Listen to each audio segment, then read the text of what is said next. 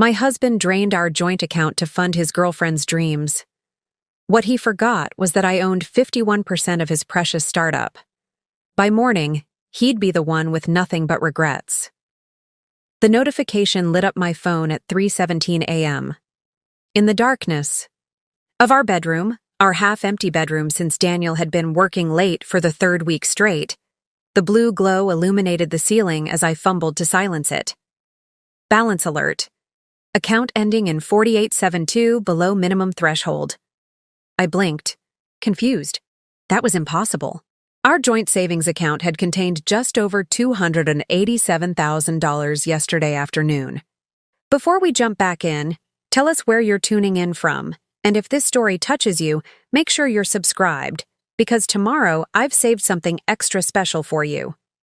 The careful accumulation of 8 years of marriage, countless overtime shifts at the hospital where I worked as a surgical nurse, and the discipline to save rather than spend.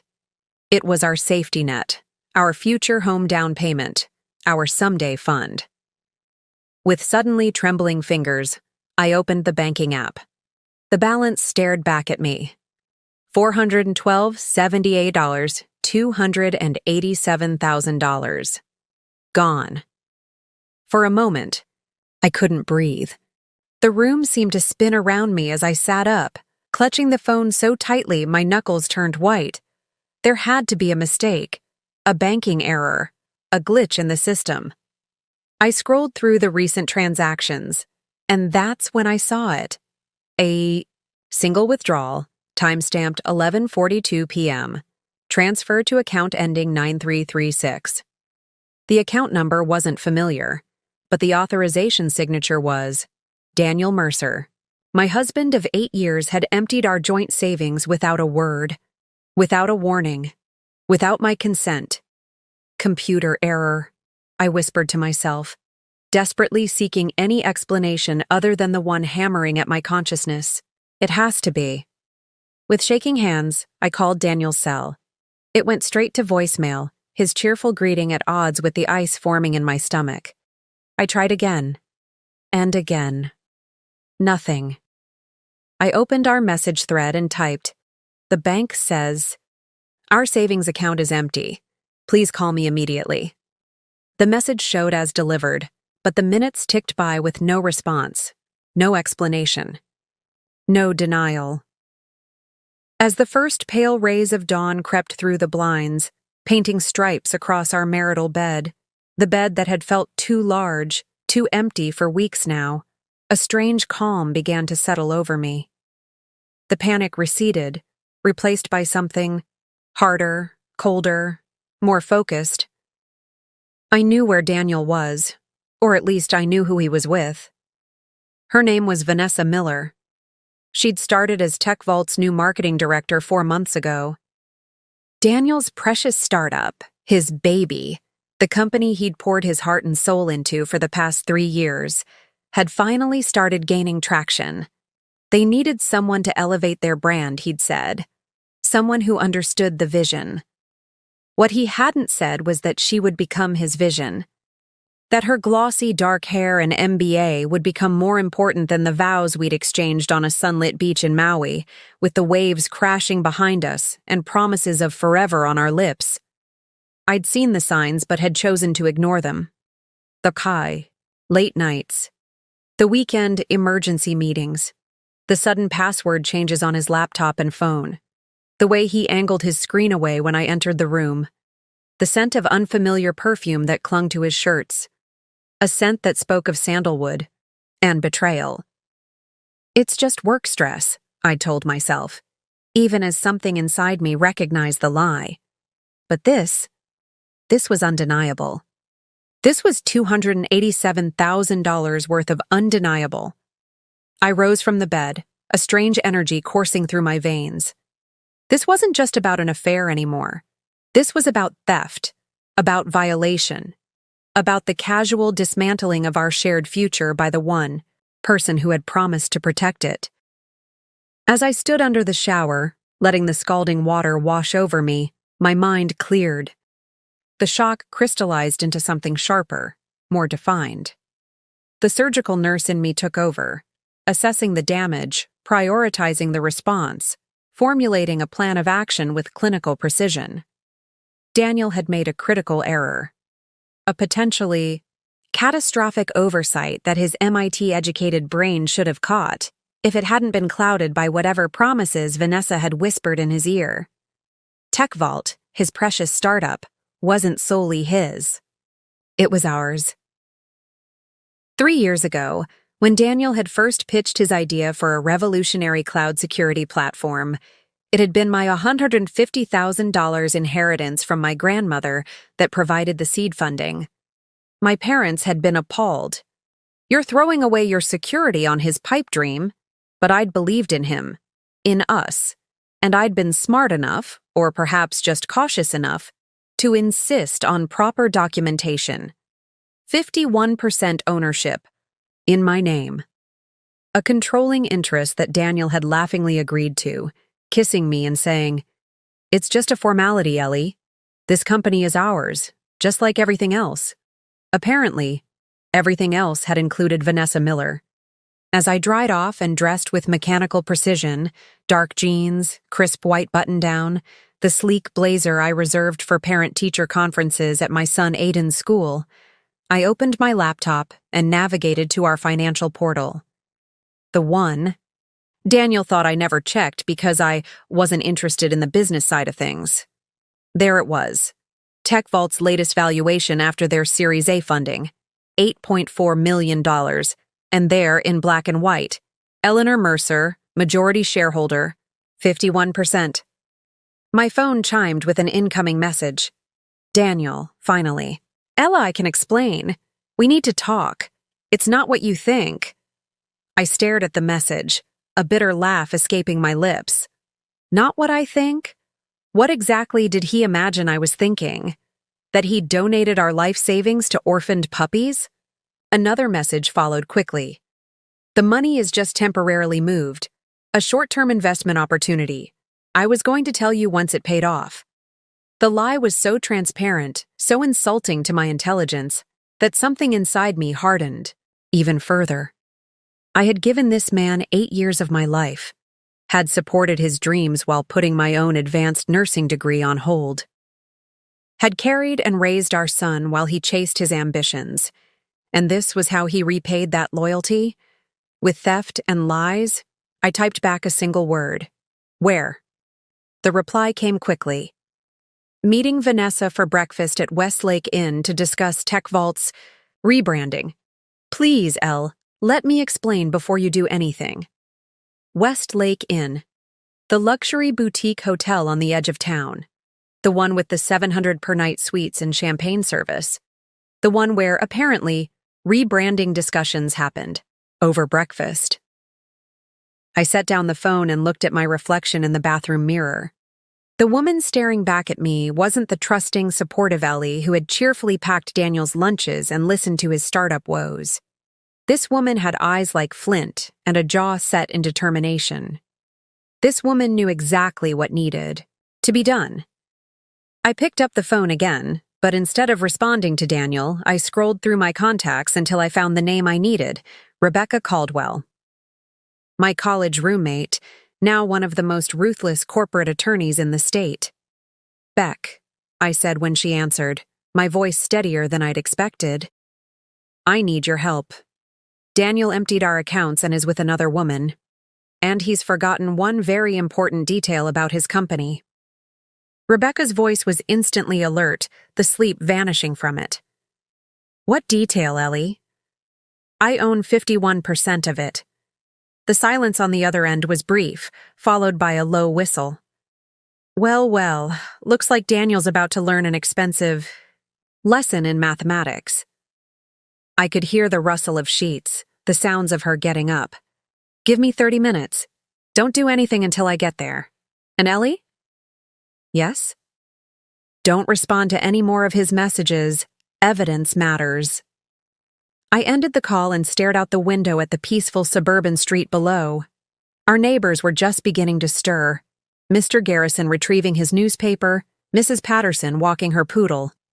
Normal people starting normal days, unaware that just yards away, my world was imploding. Preparing and narrating this story took us a lot of time, so if you are enjoying it, subscribe to our channel. It means a lot to us. Now back to the story. But even as grief threatened to overwhelm me, the cold, clear voice of reason cut through the chaos. Daniel had betrayed me in the most fundamental way possible. Had stolen our security, our future, our trust. And for what? For Vanessa Miller and her sandalwood perfume? For whatever promises of excitement or understanding she'd offered? I opened my nightstand drawer and removed a small leather portfolio. Inside were the documents I'd insisted we keep copies of at home, just in case. Articles of incorporation, ownership agreements, board resolutions, all bearing my signature alongside Daniel's, all confirming what he seemed to have conveniently forgotten. Tech Vault wasn't his to gamble with. As I spread the documents across the bed we'd shared for 8 years, a plan began to form. Daniel thought he had all the power, thought he could simply take what he wanted and discard the rest. He was about to discover just how wrong he was. My phone chimed again with another message from him. "Elle, please. I can fix this. Just give me a chance to explain." I didn't respond. Instead, I opened my contacts again and made 2 more calls. The first to my brother, Michael, a forensic accountant who specialized in tracing hidden assets during high-net-worth divorces. The second to Aiden's school, arranging for him to spend the day with his best friend's family. This wasn't just about the money anymore. This wasn't even just about the affair. This was about reclaiming what was mine, my dignity, my security, my future. And if Daniel had forgotten who really held the power in our relationship, in his precious company, then it was time for a reminder. By the time Rebecca's sleek black Mercedes pulled into my driveway 40 minutes later, I was calm, focused, and ready. The documents were organized. My mind was clear. The path forward was crystallizing with each passing moment. "Ready?" Rebecca asked as I slid into the passenger seat, the leather portfolio clutched against my chest like armor. I took one last look at the house Daniel and I had bought together, the house where we'd brought Aiden home from the hospital, where we'd hosted barbecues and Christmas parties and built what I'd thought was an unshakable life. "Yes," I said, turning away from the memories. "I'm ready." Daniel Mercer had made a catastrophic error in judgment. He'd emptied our account for his girlfriend, but he'd forgotten who really owned his startup. By sunset, he would understand exactly what that oversight was going to cost him. Rebecca's Mercedes cut through morning traffic with the same precision she applied to her legal arguments. I sat beside her, clutching my leather portfolio, my mind replaying the moments when my life had still made sense. Just yesterday, I had been Eleanor Mercer, surgical nurse, mother to a bright 7-year-old boy, and wife to a tech entrepreneur, on the verge of making it big. My life had followed a predictable rhythm: early morning shifts at St. Vincent's Hospital, afternoon carpool duty for Aiden's soccer practice, and evenings spent preparing meals that often went uneaten as Daniel worked later and later at Tech Vault's downtown office. "When did you first suspect something was wrong?" Rebecca asked, her eyes never leaving the road. I stared out the window, watching suburban houses give way to the glass and steel landscape of downtown. There were signs for months: the late nights, the missed dinners, the way he'd take calls in another room. And the money? When did you last check the account balance? 3 days ago. Everything was normal. I felt a hollow laugh escape my lips. Or what I thought was normal. 3 days ago, I'd been planning our summer vacation. 3 days ago, I'd been researching school options for Aiden's upcoming year. 3 days ago, I'd still believed in my marriage. "We were supposed to close on a lake house next month," I said quietly. "Our dream getaway. Somewhere Aiden could learn to fish with his dad. Somewhere I could finally write that nursing textbook I've been talking about for years." Rebecca nodded, her expression softening for just a moment. The lake house down payment. Was that what the money was for? Part of it. The rest was our emergency fund, Aiden's college savings, and the investment capital we'd been setting aside for Tech Vault's expansion. My voice caught. Everything we've worked for since we got married. And Daniel had full access to all of it? We've always had joint accounts. The words tasted bitter now. We believed in building our life together. No secrets, no separate finances. A partnership. Rebecca's hands tightened on the steering wheel. Some partnership. The Westlake Inn rose before us, a boutique hotel of brick and ivy, discreetly elegant, in the morning light. The kind of place where an affair could flourish under the guise of business meetings, where a man could reimagine his future while discarding his past. Rebecca pulled into the parking lot, cutting the engine. "Are you certain you want to confront him here? We could approach this more formally, through legal channels." I checked my phone. Daniel had sent 5 more increasingly desperate texts, each one more insistent that there was a simple explanation, that I was jumping to conclusions, that everything could be fixed if I'd just be reasonable. "I need to see his face," I said. "I need to see him try to lie to me in person." Rebecca nodded, understanding in her eyes. "Then let's make sure you're protected." She pulled a small recorder from her purse. "Missouri is a one-party consent state. Keep this in your pocket. If he makes any admissions about the money, the affair, anything, we'll have it documented." As we stepped out of the car, I caught sight of Daniel's Tesla in the parking lot, positioned prominently near the entrance. Always concerned with appearances, my husband. Always making sure people saw his success. Next to it was a sleek red Audi. I didn't recognize. The vanity plate read Viensam. My stomach lurched. It was one thing to suspect, another to know, and still another to see the physical evidence of their relationship sitting boldly in public view. "That's her car, isn't it?" Rebecca asked, following my gaze. I nodded, unable to speak. "Ellie, listen, to me." Rebecca turned me to face her, her hands firm on my shoulders. "What happens in the next hour will set the tone for everything that follows. If you fall apart, if you let emotion drive this encounter, Daniel will use it against you.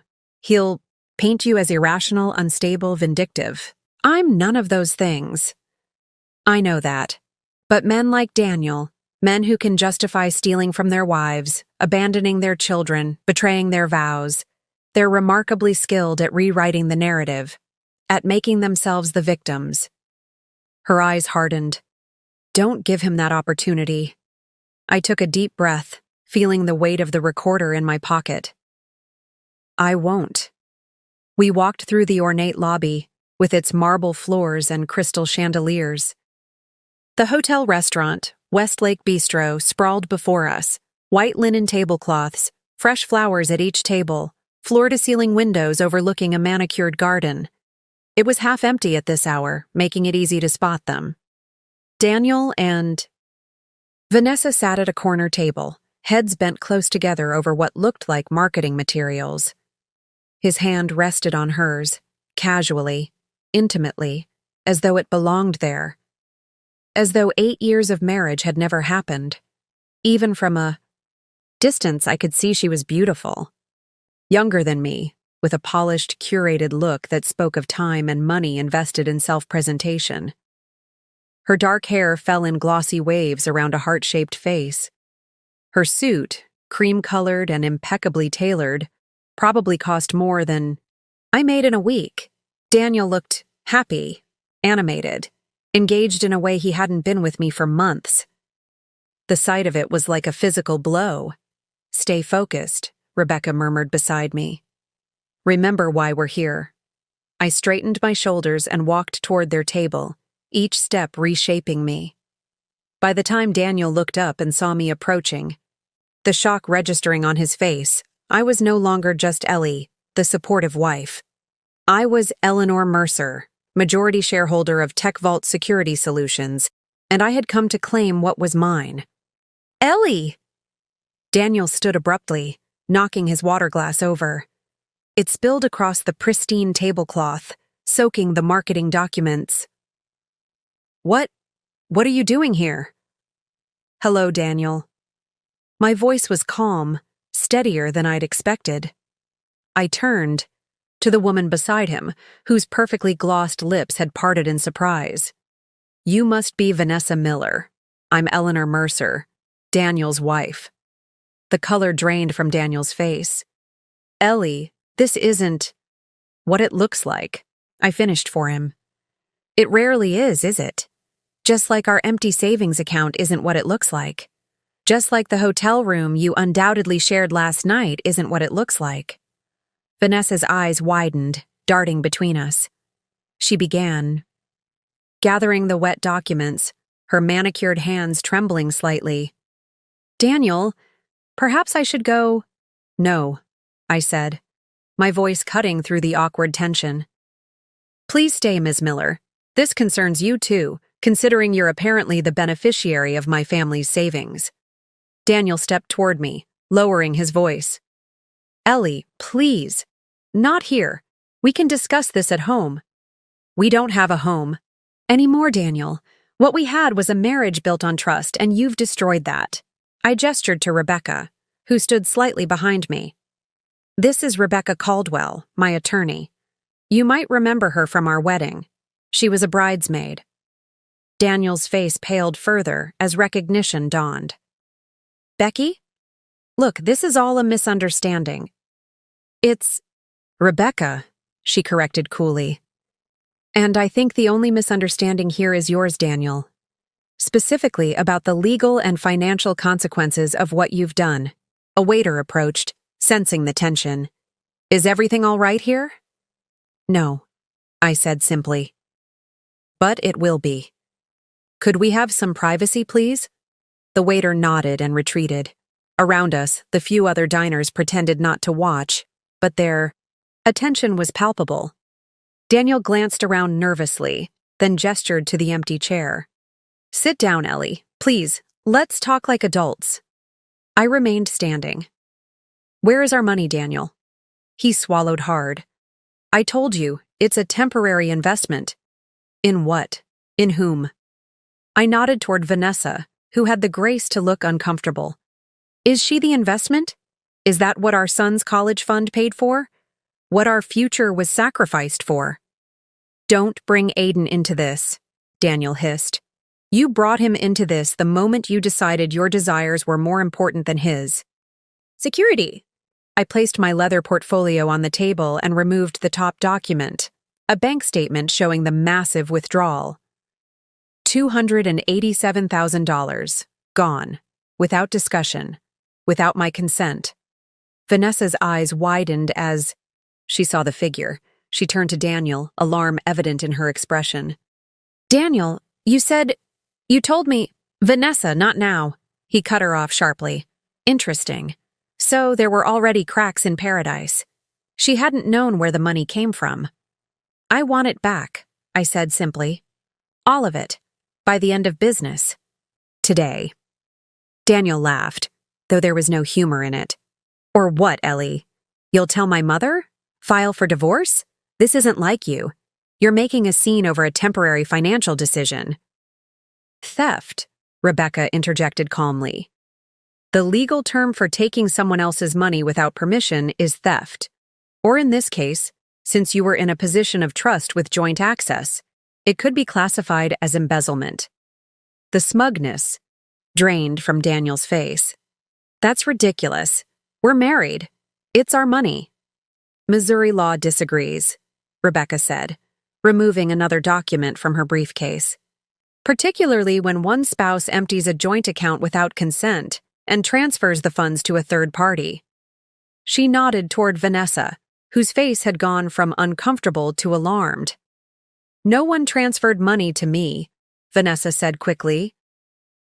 Raised an eyebrow. Then where is it, Daniel? Where exactly is our life savings right now? Daniel's jaw tightened. The arrogance I'd glimpsed earlier, that certainty that he could talk his way out of anything, was fading, replaced by something closer to fear.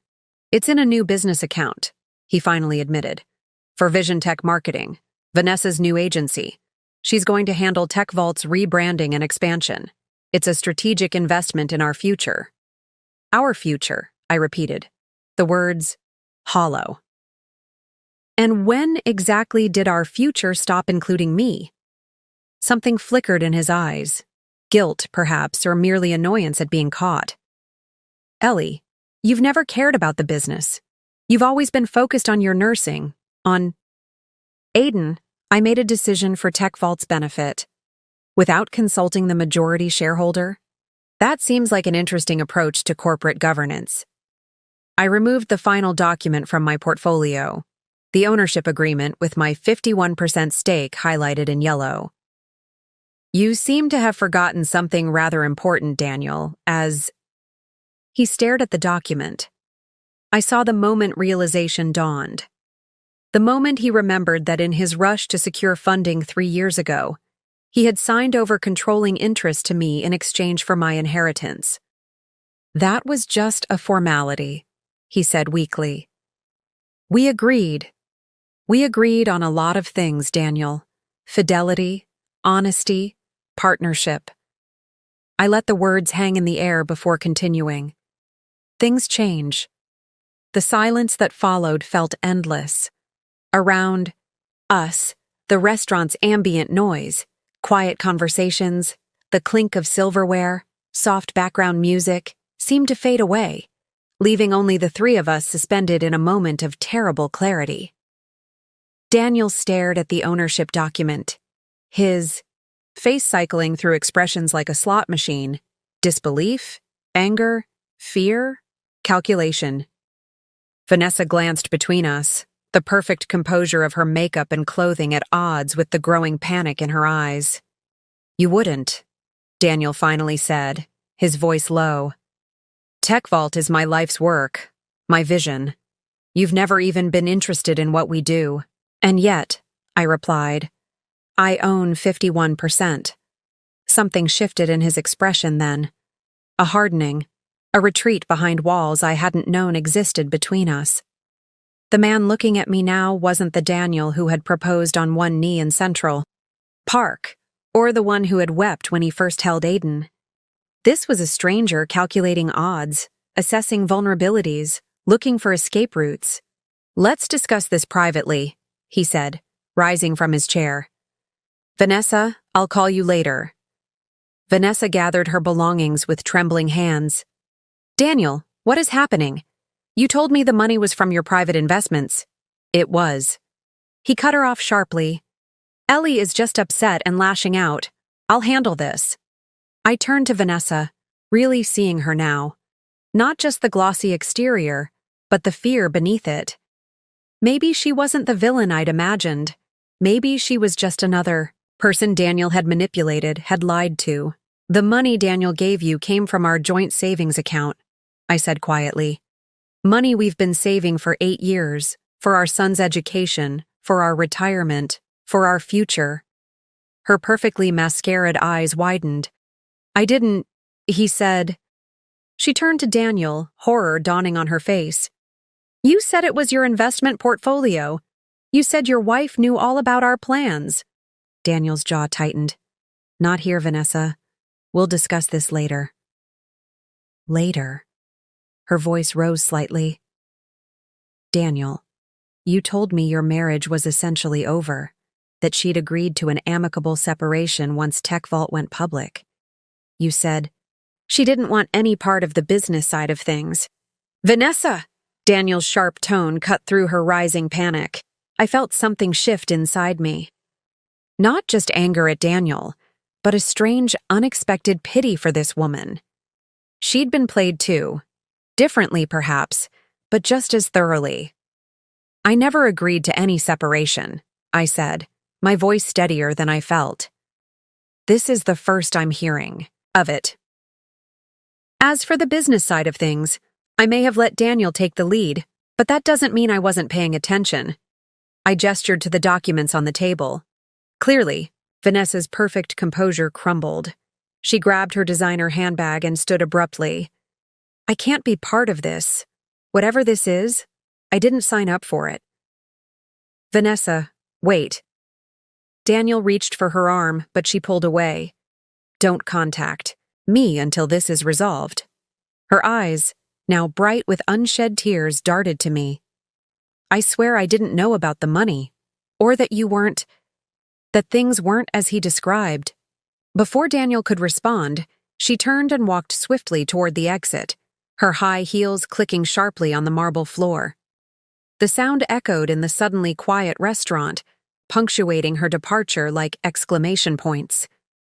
Daniel watched her go, his expression unreadable. Then he turned to me, and the mask dropped completely. Fury replaced calculation, raw and unfiltered. Are you happy now? He hissed. Is this what you wanted? To humiliate me in public? To ruin everything I've built? Rebecca stepped forward slightly. I think that's enough, Daniel. Eleanor has every right to— Stay out of this, Rebecca, he snapped. This is between me and my wife. Your wife, I repeated, the words feeling strange on my tongue. The one you stole from. The one you lied to. The one you were planning to discard once TechVault went public. Something flickered in his eyes. Guilt, perhaps, or merely annoyance at being caught in another lie. You don't understand the pressure I've been under, the sacrifices I've had to make for the company, for our future. Our future, I echoed. There's that phrase again. Daniel ran a hand through his hair, a gesture so familiar it made my heart ache despite everything. Let's go somewhere private to talk. Just you and me, Ellie, without the legal theatrics. He shot a pointed look at Rebecca. It was tempting, so tempting, to retreat into the familiar dynamic, to let him explain, to listen to his justifications, to try to understand, to fall back into the role of supportive wife, the one who smoothed over rough edges and made everything work. But the document on the table grounded me. The empty bank account, the lies about our marriage being over, some bridges couldn't be rebuilt once burned. There's nothing to discuss in private that can't be said here, I replied, gesturing for Rebecca to stay. Where is our money, Daniel? The exact account details. I want it transferred back today. His jaw tightened. It's not that simple. The funds have been allocated to Vanessa's new marketing agency. Yes, you mentioned that. An agency that, until 5 minutes ago, she seemed to think was being funded by your personal investment portfolio, not our joint savings. It was a strategic business move, he insisted.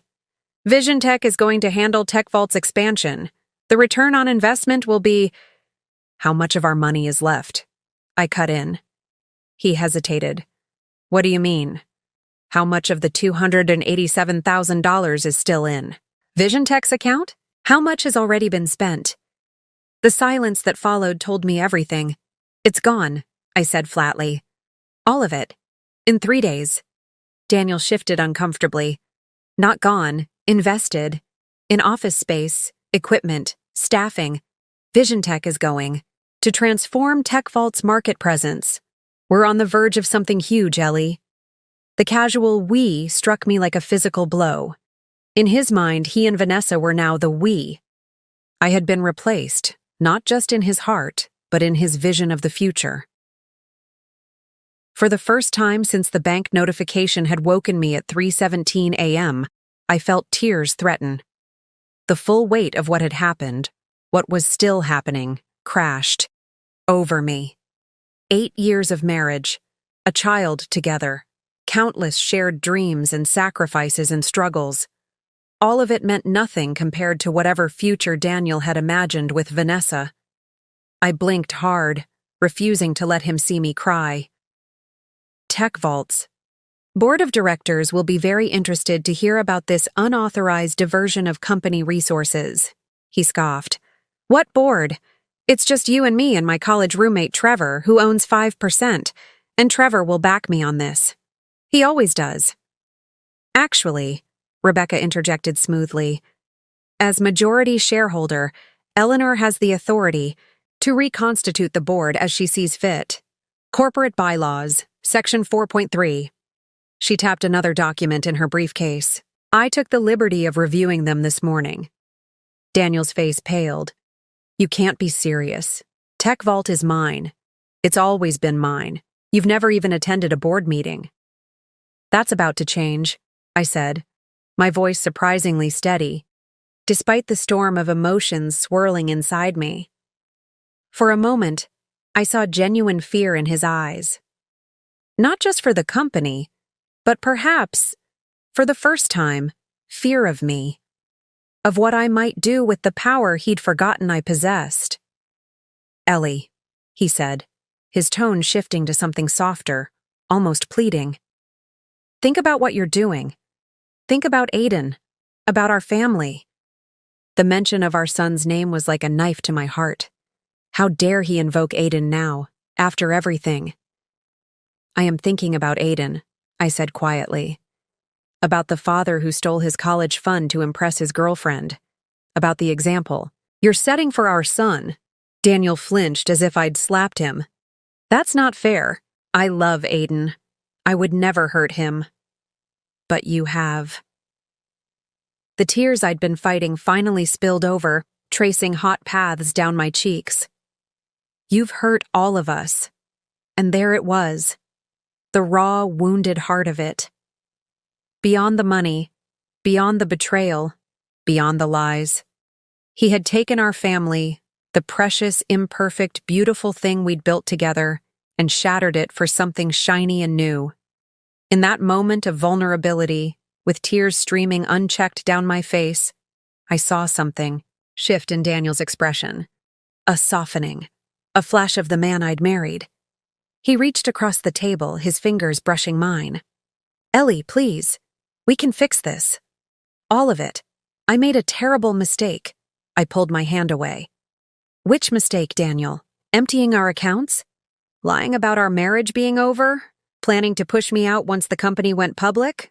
Or just getting caught? His outstretched hand fell to the table. The momentary vulnerability vanished from his eyes, replaced by something colder, more calculating. If you go through with this, he said quietly, if you use your majority stake against me, you'll destroy everything. The company will never survive without me at the helm. The investors, the clients, they believe in me, not you. Perhaps, I acknowledged, wiping away my tears with steady fingers. But I'm willing to take that risk. I gathered my documents and stood. You have until 5 p.m. to return our money. All of it. Or tomorrow morning I'll call an emergency board meeting to discuss your unauthorized use of company resources and breach of fiduciary duty. Daniel stared up at me, his expression a mixture of disbelief and dawning comprehension. You wouldn't. I looked at him, really looked at him, for what felt like the first time. Not as my husband, or Aiden's father, or even as the brilliant entrepreneur I'd supported for years, but as the man who had taken my trust and twisted it into a weapon against me. You have no idea what I would or wouldn't do anymore, Daniel, I said softly. That's the thing about betrayal. It changes people. As Rebecca and I walked away, leaving him sitting alone at the table strewn with coffee cups and shattered illusions, I felt something break free inside me. The tears were real, the pain was real, but beneath it all was a steely determination I hadn't known I possessed. Daniel had underestimated me for the last time. The morning air felt different as Rebecca and I exited the Westlake Inn. Cleaner. Somehow, as though a storm had passed through and cleared away stagnation I hadn't even recognized. My tears had dried, leaving behind a strange clarity that cut through the fog of shock and disbelief. You did well in there, Rebecca said as we approached her car. Better than most would have in your position. I shook my head. I cried. You showed emotion, she corrected. There's a difference between vulnerability and weakness, Ellie. What matters is that you stood your ground.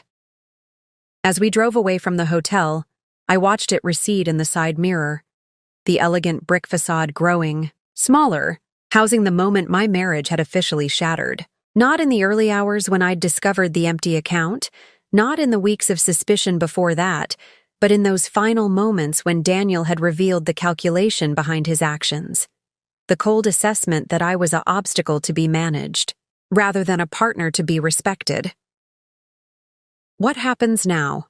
I asked, my voice steadier than I'd expected. Rebecca glanced at me before returning her attention to the road. "Now we prepare for two possibilities. 1. Daniel returns the money by 5 o'clock, and we move forward with divorce proceedings, using his documented financial misconduct to secure your interests. And the second possibility? He doesn't return the money, and we execute the corporate strategy. Emergency board meeting, removal as CEO, possible criminal charges for misappropriation of funds." She paused. "It would effectively end his career in tech. No one invests in a founder with that kind of history.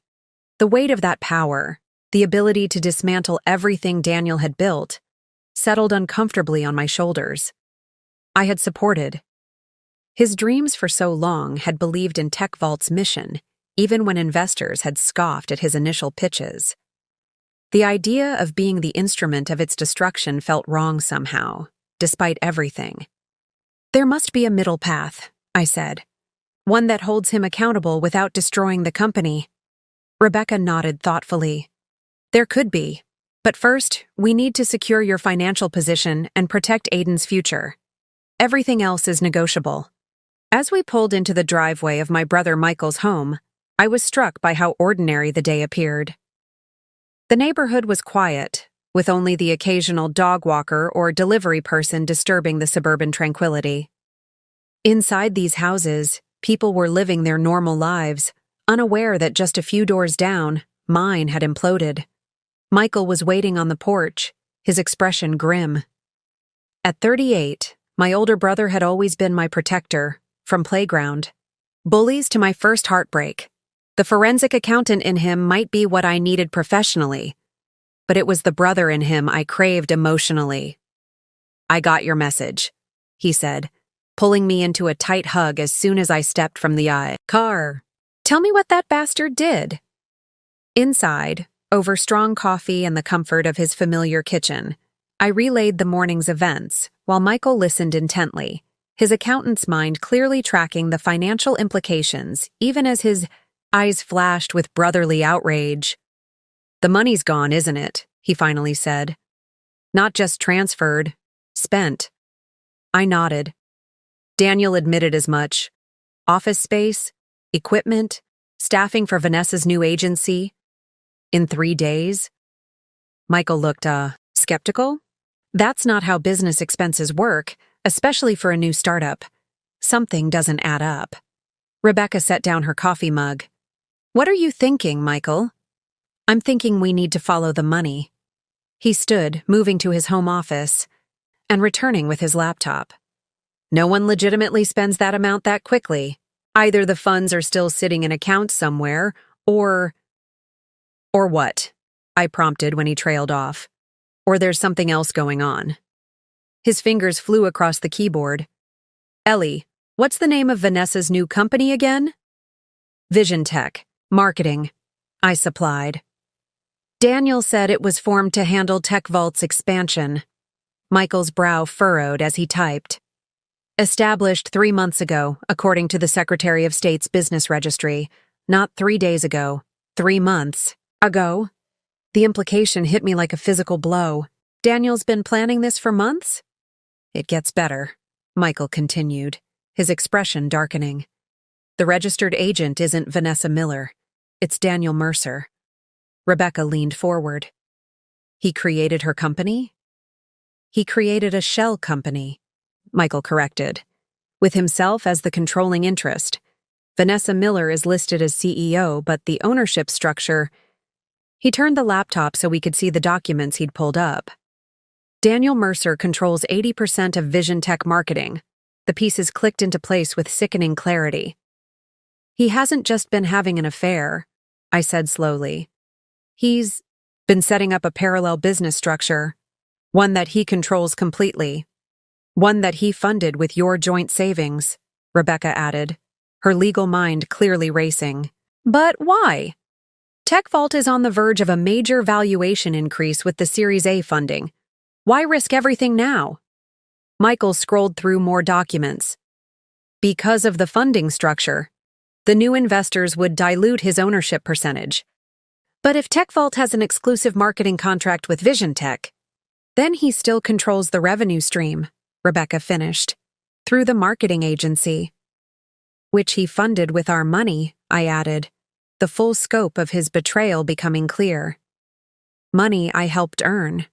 Money for Aiden's future. Michael nodded, grimly.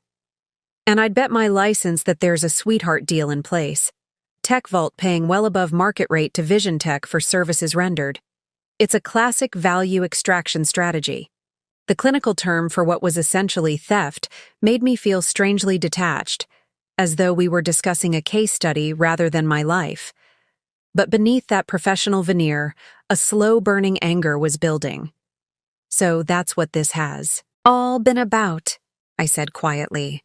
Not just the affair, not just the money. He's been systematically ensuring that even with my majority stake in TechVault, he would still control the real value through this shadow company.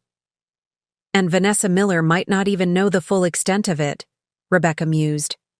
Based on her reaction, today, she believed his story about the money coming from his private investments. She may think she's a true partner in Vision Tech, not realizing she's just another pawn. I thought back to Vanessa's face in the restaurant, the genuine shock and dismay when she'd learned about the money, the way Daniel had cut her off when she'd started asking questions. Perhaps she wasn't the calculating homewrecker I'd imagined, but someone else caught in Daniel's web of manipulation. We need to move quickly, Rebecca said, setting down her coffee. This changes our approach significantly. How so? I asked.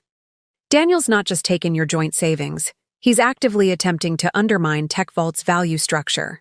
As majority shareholder, you have a fiduciary responsibility to protect the company's interests. She turned to Michael.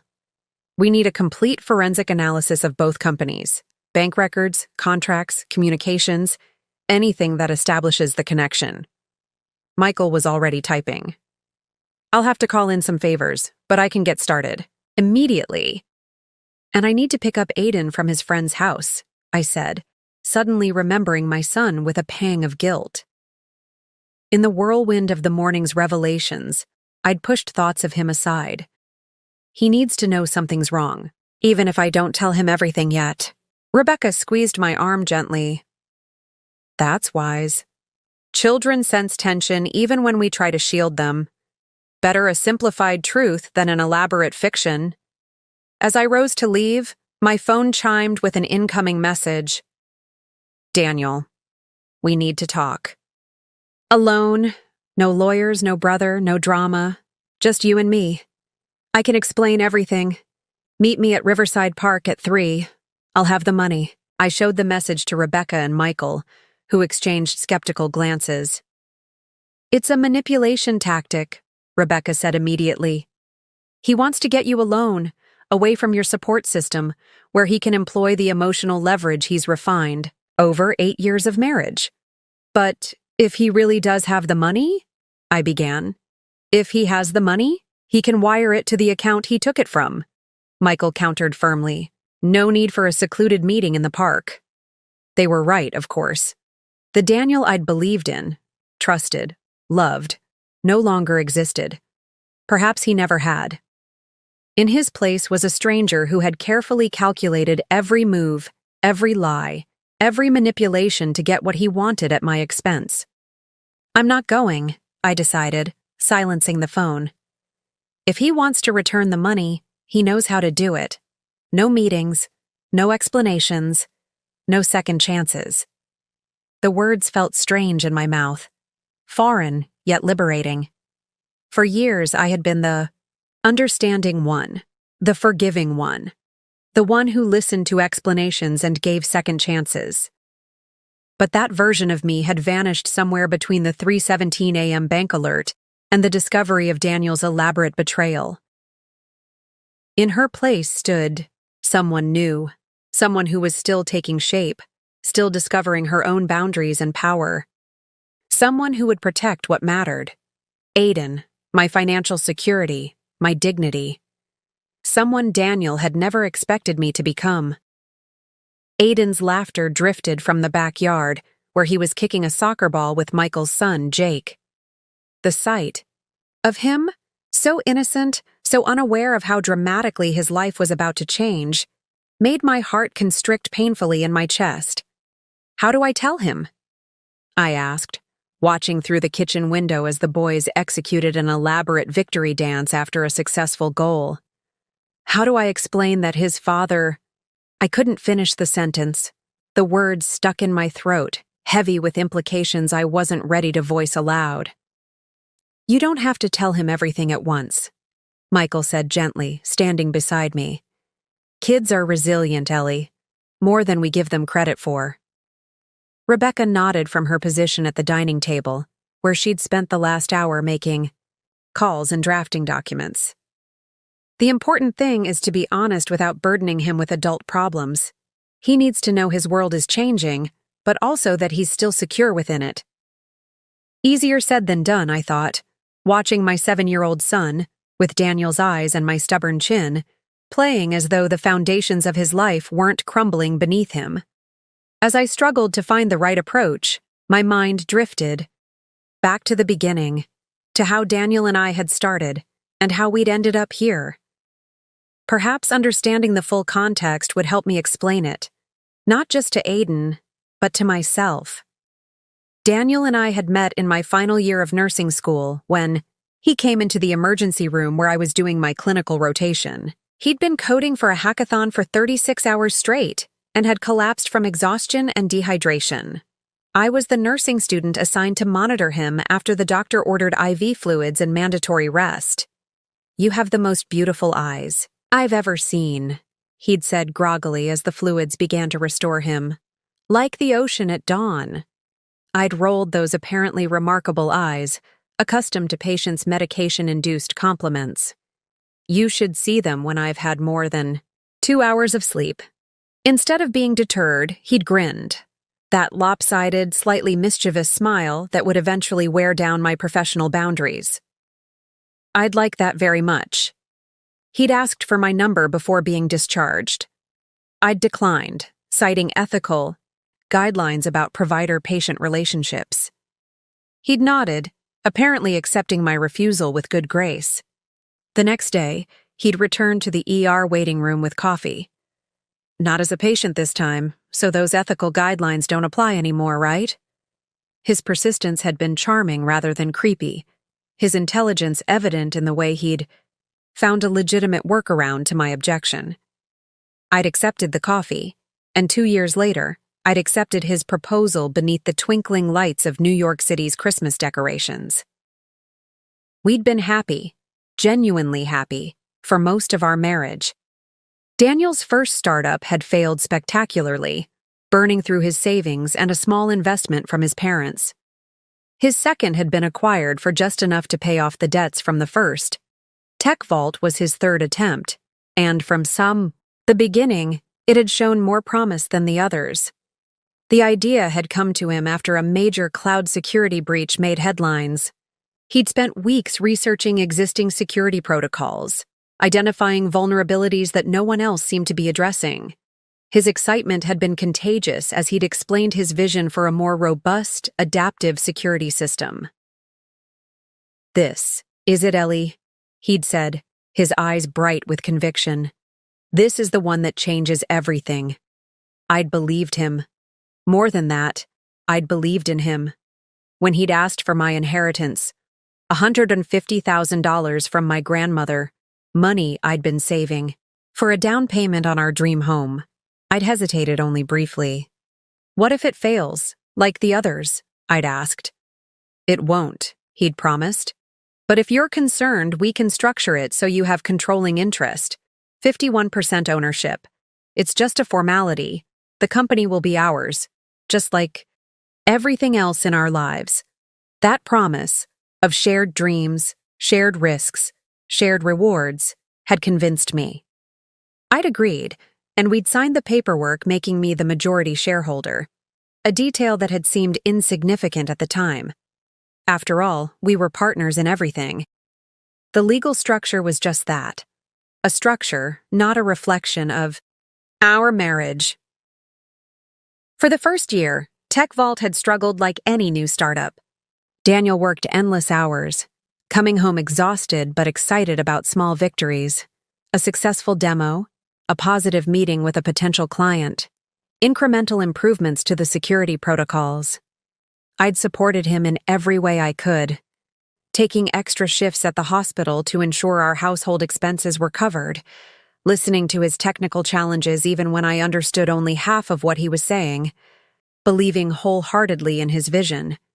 Then came Aiden's birth, unexpected but welcome, a tiny miracle who'd transformed our lives in ways we'd never anticipated. Daniel had been ecstatic, holding our son with a blend of terror and wonder that had made me fall in love with him all over again. "I'll make sure he has everything," Daniel had whispered, stroking Aiden's impossibly small fingers. Everything we didn't have growing up.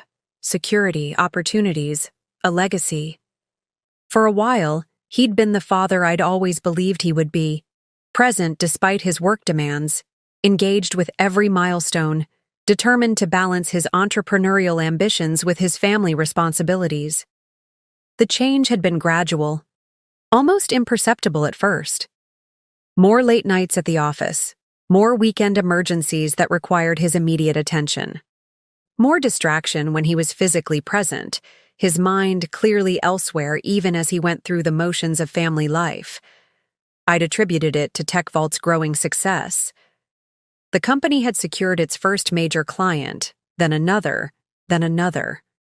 Daniel had hired a small team, moved from our spare bedroom to a real office downtown, begun to attract attention from industry insiders who recognized the potential of his security protocols.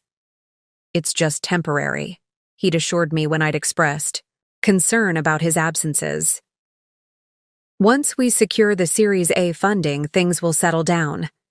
I'll be able to delegate more, be home more." I'd believed him because I'd wanted to believe him. Because the alternative, that success was changing him, drawing him away from us, was too painful to contemplate. Then came the business trips that seemed to multiply on his calendar. The conferences and client meetings that required his presence, but somehow never mine, despite my official role as majority shareholder. The growing distance between us, not just physically but emotionally, as though he was gradually inhabiting a world I had no place in. "You wouldn't enjoy it," he'd say, when I suggested accompanying him to a tech conference or an investor dinner. "It's all shop talk and networking. Besides, Aiden needs you here." Again, I'd accepted his explanations because they'd seemed reasonable on the surface. I was busy with my nursing career, with raising Aiden, with maintaining our home and relationships. The business side had always been Daniel's domain, his passion. It made sense for him to handle it alone. Looking back now, I could see how skillfully he'd compartmentalized his life. How he'd gradually excluded me from TechVault's operations while maintaining the illusion that we were still partners in everything that mattered. How he'd used my trust as a shield for his deception, and Vanessa Miller had been the culmination of that deception, not the beginning of it. She'd appeared in our lives 4 months ago, when Daniel had announced that TechVault was hiring a marketing director to prepare for expansion. "She comes highly recommended," he'd said casually over dinner. "MBA from Wharton, experience with 3 successful tech launches. She really gets our vision." I'd nodded, asked appropriate questions, expressed enthusiasm for this new phase of TechVault's growth. I'd even suggested having her over for dinner to welcome her to the team. An idea Daniel had deflected with vague assertions about professionalism and boundaries. Now, with the clarity of hindsight, I could see what should have been obvious. The late nights that had become later, the weekend work sessions that had extended from morning to night, the business trips that had grown more frequent, often to destinations where industry conferences might provide convenient cover for other activities. The signs had all been there, hidden in plain sight. I simply hadn't wanted to see them. "Ellie?" Michael's voice pulled me back to the present. Are you okay? You went somewhere else for a minute. I realized I'd been staring out the window, lost in memories, for several minutes. Aiden and Jake were still playing, oblivious to the adult complexities unfolding inside. I was just thinking about how we got here, I said softly. About all the warning signs I missed, or chose to ignore. Rebecca joined us at the window, her expression sympathetic but firm. That's a common reaction to betrayal. Looking back for clues, wondering what you could have done differently. But Ellie, this isn't your fault. Daniel made these choices. He created this elaborate deception. He betrayed not just your marriage, but your financial partnership and your trust as a co-founder. I know that intellectually, I admitted. But emotionally, it's going to take time, Michael finished for me. You can't unravel 8 years of marriage in a single morning. He was right, of course. Understanding the full context of Daniel's betrayal, how it had evolved from small deceptions to this elaborate scheme, didn't lessen the pain, but it did help me see more clearly what needed to be done. I turned from the window, from the sight of my son still innocent and unaware, and faced Rebecca and Michael with newfound resolve. Let's protect what matters, I said. Aiden's future, my financial security, and yes, Tech Vault itself, not for Daniel's sake, but because it represents years of work by people who don't deserve to lose their livelihoods because of his actions. As I spoke, I felt something shift inside me. A strengthening of purpose, a clarification of priorities. The past couldn't be changed, but the future was still unwritten. And I intended to ensure it was a future where Daniel's betrayal wouldn't define us. First, I said, I need to talk to my son. Mom, are we going home soon? Aiden asked, his small hand warm in mine as we walked along the path in Michael's backyard garden. The afternoon sun cast long shadows across the neatly trimmed lawn, highlighting the smudges of dirt on my son's knees from his soccer game with his cousin. I guided him to the wooden bench beneath the old maple tree, our special spot whenever. We visited Michael, where we'd read stories and identified cloud shapes on lazy Sunday afternoons. Today, it would serve a different purpose. Aiden, I began, my voice gentler than I'd expected it to be. There's something I need to talk to you about. His eyes, so like Daniel's, widened slightly. At 7, he was perceptive enough to recognize the weight in my tone, the seriousness that belied my attempt at casualness. Is it about Dad? He asked, surprising me with his intuition. Is that why he didn't come home last night? The directness of his question momentarily stole my breath. I'd been so consumed with the financial betrayal, with Daniel's deception and Vanessa's role in it, that I hadn't fully processed how Aiden had been experiencing his father's growing absences. Yes, sweetheart, it is about Dad, I said, choosing honesty over protection. Dad and I are having some grown-up problems right now. We're going to be staying with Uncle Michael for a few days while we figure things out. Aiden's brow furrowed, his small face suddenly serious beyond his years. Are you and Dad getting a divorce, like Zach's parents? My heart constricted at the matter-of-fact way he asked the question, as though he'd been considering this possibility for some time. Zach was his classmate, a child who'd weathered his parents' acrimonious divorce the previous year with visible distress. I wanted to shield him, to offer reassurances that everything would be fine. But I remembered the hollow promises I'd accepted from Daniel, how they'd ultimately made the truth more painful when it finally emerged. I wouldn't do that to my son. Don't know yet, Aiden, I said truthfully. But I do know that whatever happens between Dad and me, we both love you very much. That will never change. He nodded slowly, processing this in the methodical way that reminded me so much of myself. Did Dad do something bad? He asked after a moment of contemplation. Again, the urge to protect him warred with my commitment to honesty. Dad made some choices that hurt our family, I said carefully. Grown-up choices about money and trust that have made it hard for us to be together right now. Is he going to jail? Aiden's voice rose slightly, fear creeping in for the first time. "No, sweetie," I assured him quickly. "It's not that kind of bad choice. It's more about breaking promises between Dad and me." Aiden was quiet for a long moment, his small fingers picking at a loose thread on his shirt. When he spoke again, his voice was smaller, more vulnerable. "Is it my fault? Because I broke my tablet last month and you guys had that fight about buying a new one?" The innocent question struck me like a physical blow. Children so often internalized their parents' conflicts, finding ways to blame themselves for adult problems that had nothing to do with them. "Aiden, look at me," I said, turning his face gently toward mine. "None of this is your fault. Not one single bit. This is about choices that Dad and I made as adults. You are the best thing in both our lives, and nothing will ever change that." He studied my face, searching for truth in the way children do, with unflinching directness. Whatever he saw there must have satisfied him, because he nodded once, decisively. "Okay, but I still get to see Dad, right?" "Of course," I said, though uncertainty fluttered in my chest. How would custody work?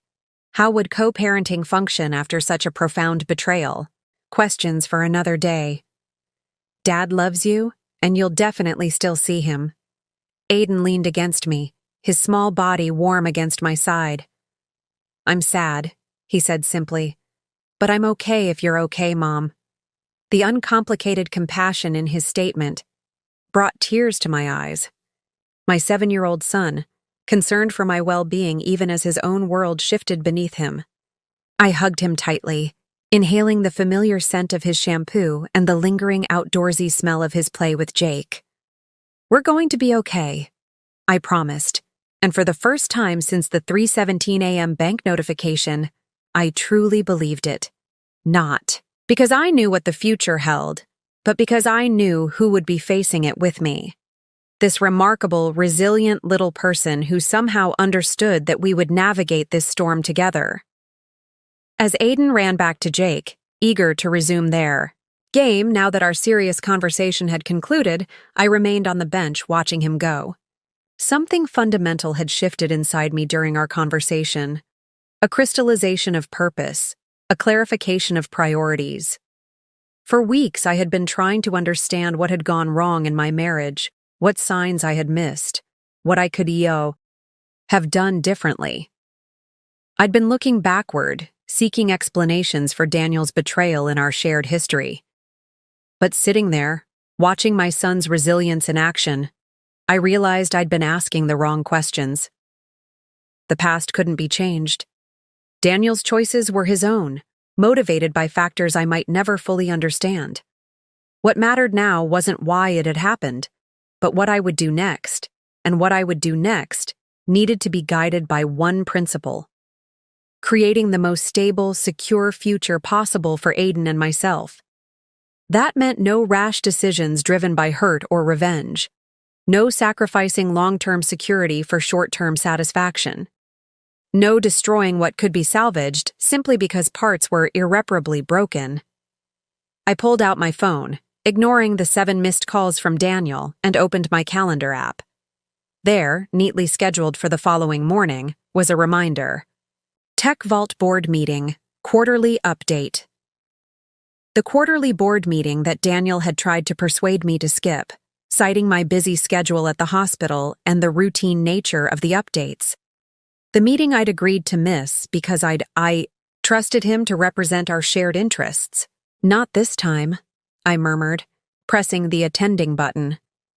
I returned to the house, finding Rebecca and Michael deep in conversation at the dining table, surrounded by papers and open laptops. "I've made a decision," I announced, my voice steadier than it had been all day. "I'm attending tomorrow's Tech Vault board meeting." They looked up, surprise evident on both their faces. "That's unexpected," Rebecca said carefully. "Are you sure that's the best approach?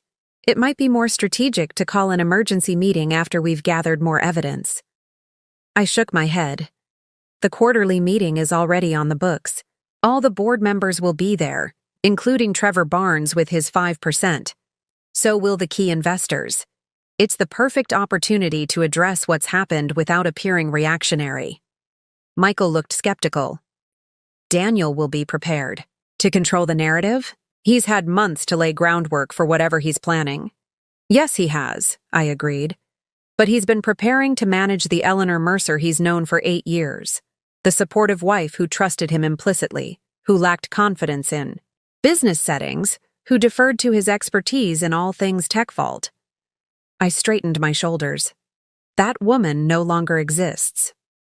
Something in my tone must have conveyed my newfound resolve, because Rebecca's expression shifted from concern to consideration.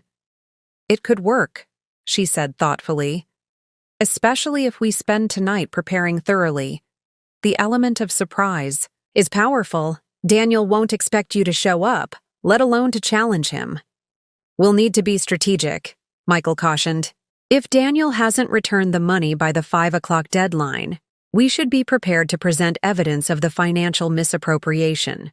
But we should also have a clear proposal for moving forward, one that protects Tech Vault's stability while securing your interests.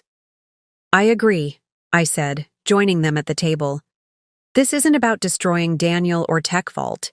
It's about protecting what's mine, my investment, my son's future, and yes, the company itself. As we bent over the documents, formulating strategies, and contingency plans, I felt a strange calm settle over me. The tears and shock of the morning seemed to belong to another person, another life. The path ahead was still uncertain, fraught with challenges I couldn't yet anticipate, but my direction was clear. Daniel had underestimated me in the most fundamental way possible. He had mistaken my trust for weakness, my support for dependency, my patience for passivity. He had calculated that I would either crumble under the betrayal or lash out ineffectively, allowing him to manage the fallout on his terms. He hadn't accounted for this third option, this transformation from shocked victim to strategic adversary. He hadn't imagined that in destroying our marriage, he might create something he couldn't control. A woman who understood exactly what she had to lose and exactly what she needed to do to protect it. My phone chimed with a text message. Daniel. Again. 5 p.m. deadline approaching. We need to talk. Last chance, Ellie. I set the phone aside without responding. The Eleanor who would have been swayed by that veiled threat, who would have given him one more chance to explain, who would have prioritized peace over justice, she was gone. In her place stood someone stronger, someone who saw clearly now what she had been blind to before, someone who understood that true strength wasn't found in forgiveness without accountability or in compromise without consequence. As 5 o'clock came and went with no transfer of funds, no real attempt at restitution, I made a final decision, one that would alter the course of all our lives. Rebecca, I said quietly, prepare the documents for tomorrow, all of them, including the motion to remove Daniel Mercer as CEO of Tech Vault, effective immediately. The die was cast. By this time tomorrow, nothing would be the same. And for the first time since this nightmare began, I was ready. Dawn broke with startling clarity, sunlight streaming through Michael's guest room window as I finished buttoning my navy blue blazer. I'd slept surprisingly well, perhaps 4 hours in total, but they had been deep and dreamless, my mind seemingly grateful for the respite after yesterday's emotional marathon. The woman who stared back at me from the mirror looked composed, professional. The tailored pantsuit, purchased for hospital board meetings I occasionally attended as the representative for surgical nursing, conveyed authority without ostentation. Pearl earrings, a gift from my mother when I graduated nursing school, added a touch of elegance that felt like armor.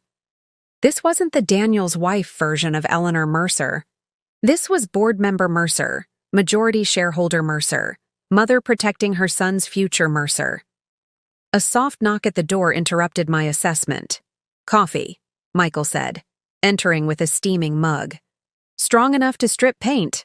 I accepted it gratefully. Thank you. For the coffee, for the guest room, for everything. You'd do the same for me. He leaned against the doorframe, studying me with a brother's assessing gaze. How are you feeling? Surprisingly steady, I admitted, taking a sip of the scalding liquid. Almost peaceful. That's what happens when you make a decision that aligns with your deepest values. The noise stops. He smiled slightly. You look ready to conquer Wall Street. Just one tech startup, I corrected, though his words bolstered my confidence. One step at a time. We made our way downstairs where Rebecca was already at the dining table, arrayed with legal documents in precise stacks. She looked up as we entered, her expression shifting from concentration to approval. Perfect outfit choice, she said. Professional, confident, not trying too hard. The visual matters. It sets the tone before you say a word. I set down my coffee and picked up the topmost document from the nearest stack. A comprehensive analysis of TechVault's financial position, prepared by Michael late into the night. Any word from Daniel? Rebecca asked, though she clearly knew the answer. Nothing since his last chance text yesterday, I replied. The money hasn't been returned. The three of us had stayed up until after midnight, preparing for today's board meeting. Michael had tracked the money trail, confirming that the entire $287,000 had indeed been transferred to Vision Tech's business account and subsequently dispersed in a series of strategic expenditures. $120,000 for office lease and renovations, $75,000 for equipment and technology, $42,000 for initial staffing contracts, and $50,000 held in reserve, all authorized by Daniel, all executed within 72 hours of the transfer, all suspiciously neat and rounded numbers that suggested these weren't genuine market rate transactions but rather predetermined allocations. He's moved quickly, Michael had observed. Too quickly for these to be legitimate business expenses. My guess is he's funneled the money through shell companies or friendly vendors who will kick back portions of it later. Now, as morning light illuminated the documents before us, the full scope of Daniel's betrayal seemed even more calculated than I'd initially realized. This wasn't just about an affair, or even about the stolen money. This was about a husband systematically dismantling the financial foundation of his family's future, while creating a shadow structure that would benefit only himself. We've got everything we need, Rebecca assured me, sensing my momentary hesitation. Financial records, corporate bylaws, evidence of fiduciary breach. Daniel doesn't know what's coming. Neither do I, entirely, I admitted. He'll fight back. He's always been good at thinking on his feet. That's why we've prepared for multiple scenarios, she reminded me, tapping a color-coded folder. A through E, depending on how he responds. The sound of small feet thundering down the stairs announced Aiden's awakening. He burst into the kitchen, already dressed in the clothes I'd laid out for him the night before, his cowlick stubbornly defying the wet comb attempt he'd clearly made. Morning, Mom. Uncle Mike said I can go to his office today and help organize the filing system. He said I'm very methodical. I caught Michael's eye over Aiden's head, grateful for his foresight in arranging a distraction for my son. That sounds perfect, buddy. Remember to thank Uncle Mike for letting you help. I will. He hugged me impulsively, his small arms tight around my waist. Good luck with your big work meeting.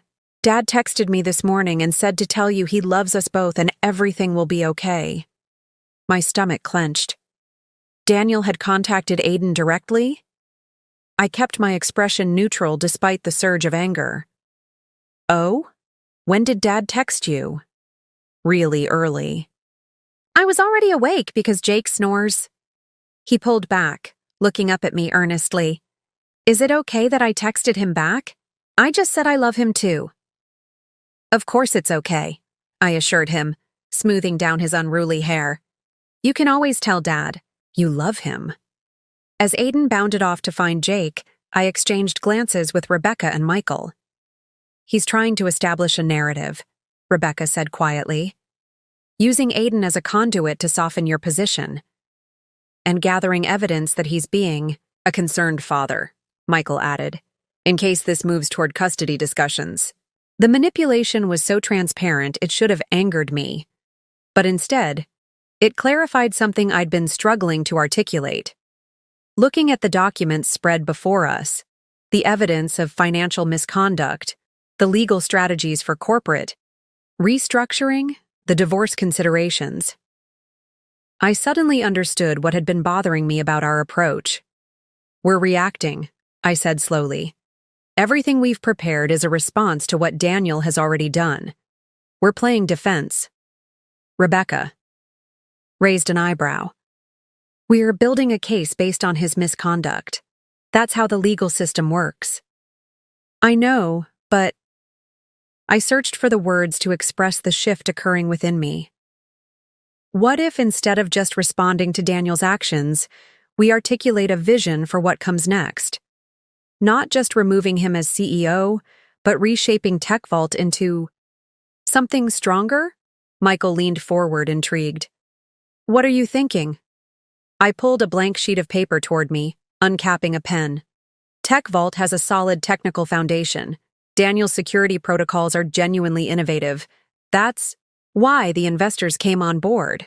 But the company has always lacked strategic direction in other areas. As I spoke, I began to sketch an organizational chart, drawing on knowledge I'd absorbed during those boring conversations I'd overheard between Daniel and his team, the investor decks I'd helped him practice presenting, the market analyses I'd proofread late at night. The current structure is too Daniel-centric, I continued, circling the CEO position at the top of the hierarchy. Everything flows through him, which creates a critical vulnerability. If we distribute leadership across a more balanced executive team, CTO, COO, CFO, we remove that single point of failure. Rebecca studied the emerging diagram with growing interest. You're not just planning to remove Daniel. You're planning to restructure the entire company. Exactly. The vision was crystallizing as I spoke, pieces falling into place with surprising clarity. Daniel's technical expertise is valuable, but his leadership approach is fundamentally flawed. TechVault doesn't need a visionary who circumvents governance protocols. It needs a solid executive structure that can scale responsibly. Michael whistled softly. This is comprehensive. Where did all this come from? I smiled slightly. 8 years of listening, of watching, of absorbing information even when Daniel thought I wasn't paying attention. I tapped the paper. I may not have been actively involved in TechVault's operations, but that doesn't mean I wasn't learning about them. Rebecca's expression shifted from surprise to approval. This changes our approach significantly. Instead of just presenting evidence of Daniel's misconduct, we're offering the board a forward-looking solution, a path that protects their investment while addressing the governance issues. It's not about punishing Daniel, I said, the realization solidifying as I articulated it. It's about salvaging what's valuable at TechVault while excising what's toxic. It's about building something sustainable from what remains. As I finished outlining my vision for TechVault's restructuring, a strange sense of purpose settled over me. For years, I had defined myself primarily as Daniel's wife, Aiden's mother, a dedicated but ultimately secondary character in the narrative of our family life. My nursing career, while important to me, had always taken a back seat to Daniel's entrepreneurial ambitions, not because he had demanded it, but because I had accepted that prioritization as natural, as necessary. Now, confronted with the collapse of that carefully constructed identity, I was discovering something unexpected, a capacity for strategic thinking I hadn't fully acknowledged, a clarity of purpose that transcended my relationship with Daniel, a strength that had always been present but never fully expressed. This is what we lead with, I decided, setting down the pen. Not just the evidence of misconduct, but the vision for recovery and growth. We give the board and investors a choice. Continue with a CEO who has demonstrated financial impropriety and questionable judgment, or embrace a new direction that preserves what works while addressing what doesn't? Rebecca nodded slowly, a new respect evident in her expression. It's bold, unexpected, and potentially very effective. She glanced at her watch. We should leave soon. The meeting starts at 9. As I gathered the documents, organizing them according to our revised strategy, my phone buzzed with a text message. Daniel again. Ellie, this has gone far enough. I'm sorry about the money. I made a mistake. But if you attend today's board meeting and try to undermine me, you'll destroy everything we've built. Think about Aiden. Think about our future. I'll make this right. I promise. The familiar phrases, I'm sorry. I made a mistake. I promise. Words that had once held such power over me now felt hollow, manipulative.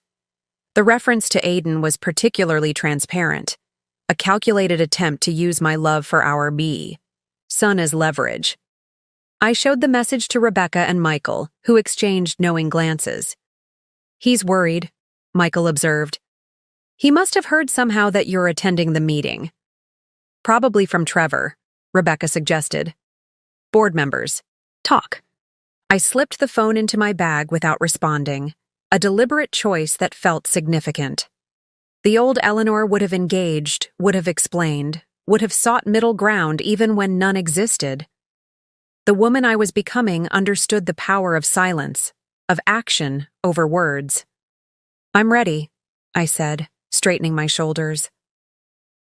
As we headed for the door, Aiden ran to hug me goodbye, his small arms fierce in their conviction. You're gonna be awesome, Mom, he whispered. You're the strongest person I know. His simple faith steadied me, reminding me of what truly mattered in this complex situation.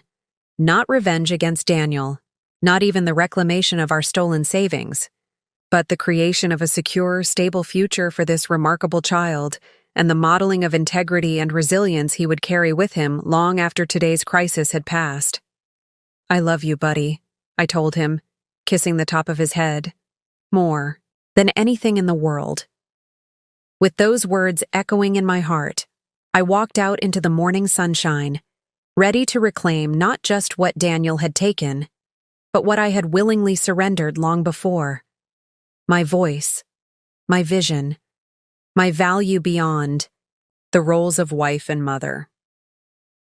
Today wasn't just about confronting Daniel's betrayal. It was about declaring my purpose, as a businesswoman, as a mother, as a woman who would no longer allow others to define her worth or limit her potential. And in that moment, I knew with absolute certainty that whatever happened in the boardroom, today I had already won the most important battle, the one for my own future. TechVault's headquarters occupied 3 floors of a renovated warehouse in the city's emerging tech district. The industrial chic exterior, exposed brick, steel beams, and oversized windows belied the cutting-edge security systems housed within. I'd visited only a handful of times since the company had moved from our spare bedroom to this impressive space, always as Daniel's wife, rather than as the majority shareholder. Today would be different. As Rebecca and I approached the entrance, I felt a curious blend of nerves and determination.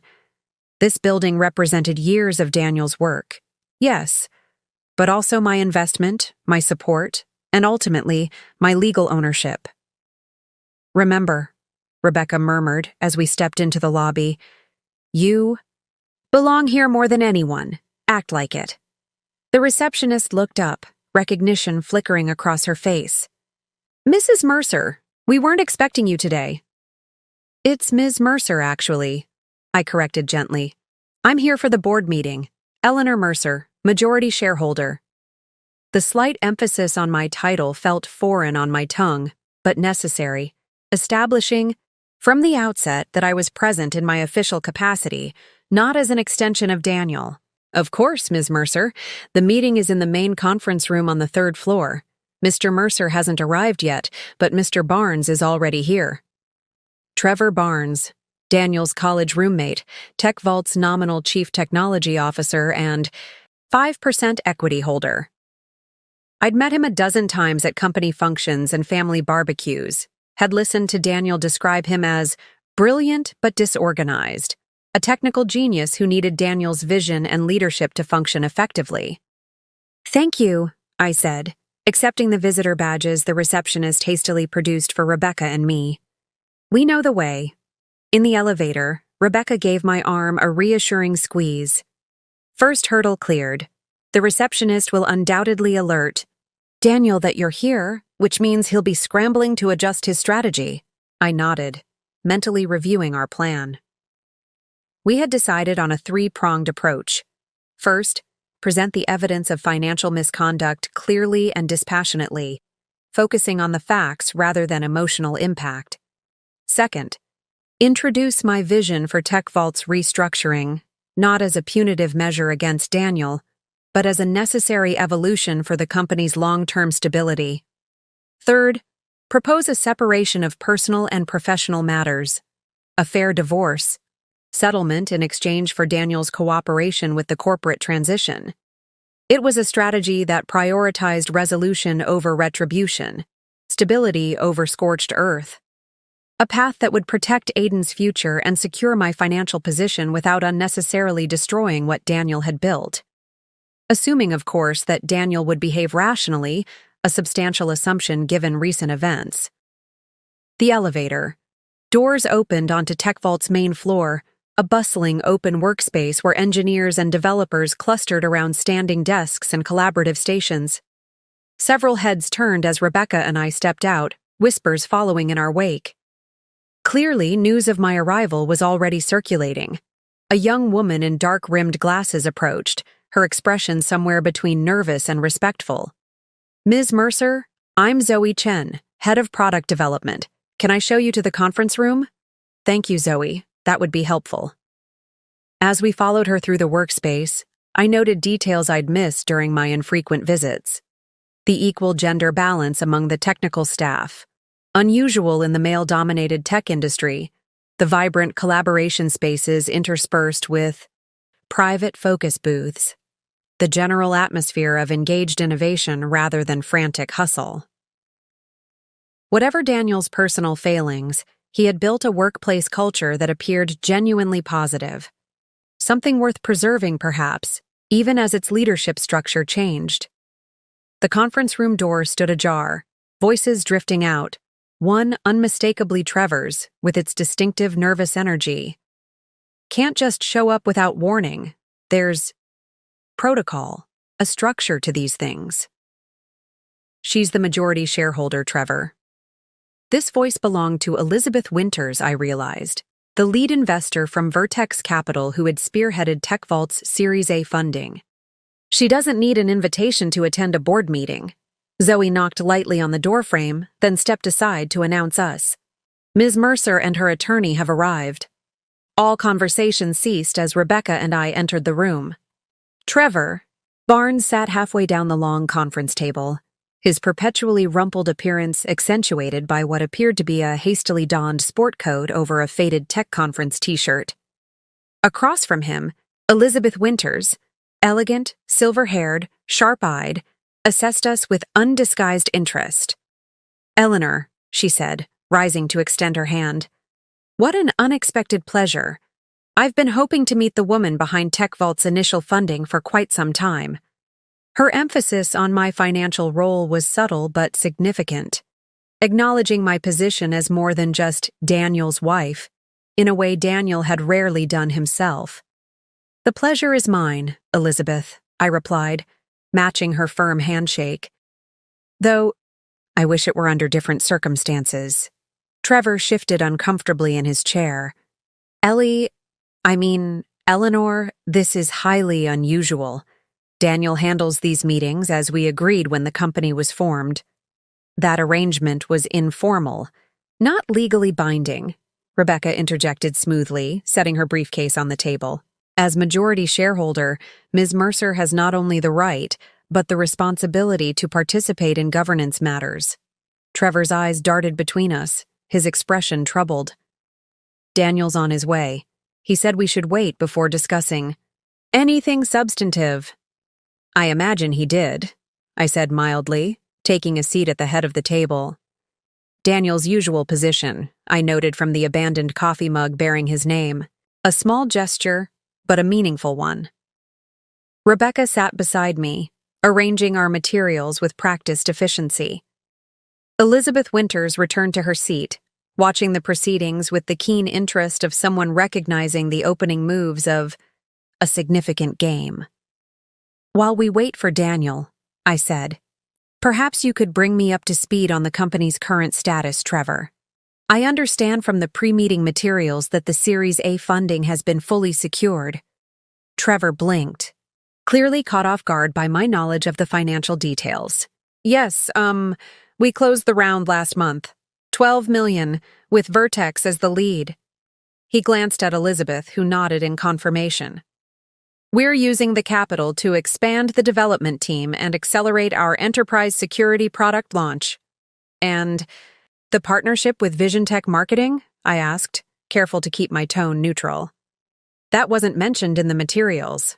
Trevor's face flushed. That's, a recent development. Daniel can explain better when he arrives. I'm sure he can. I agreed. But as I understand it, a significant sum has already been allocated to this partnership. Specifically, $287,000 transferred to Vision Tech's accounts 3 days ago. The room fell silent. Elizabeth Winters leaned forward slightly, her gaze sharpening. I wasn't aware of any such expenditure. That exceeds Daniel's discretionary spending authority as outlined in our investment agreement. Before Trevor could respond, the conference room door burst open. Daniel stood in the threshold, his usual polished appearance notably absent. His shirt was wrinkled, his hair disheveled, his expression a volatile mixture of anger and apprehension. Ellie, he said, his voice tight with controlled fury. What are you doing here? I met his gaze steadily, refusing to be diminished by his obvious attempt at intimidation. Attending a board meeting, Daniel, as is my right as majority shareholder. Need to talk privately, he insisted. This isn't the venue for... For what? I interrupted, my voice calm but firm. For discussing the unauthorized transfer of $287,000 from our joint savings account to fund Vision Tech Marketing? Or for addressing the fact that you personally control 80% of this supposed partner company? Elizabeth Winters' eyebrows shot up. Trevor slumped in his chair, shooting Daniel a look that screamed, I told you this was a bad idea. Daniel's jaw tightened. You're misrepresenting the situation completely. The transfer was a temporary measure to secure a critical service provider. A service provider that you secretly own and control, Rebecca interjected, sliding copies of Vision Tech's corporate registration documents across the table. A clear conflict of interest that you failed to disclose to your board or investors. Daniel's eyes darted around the table, assessing the shifting dynamics.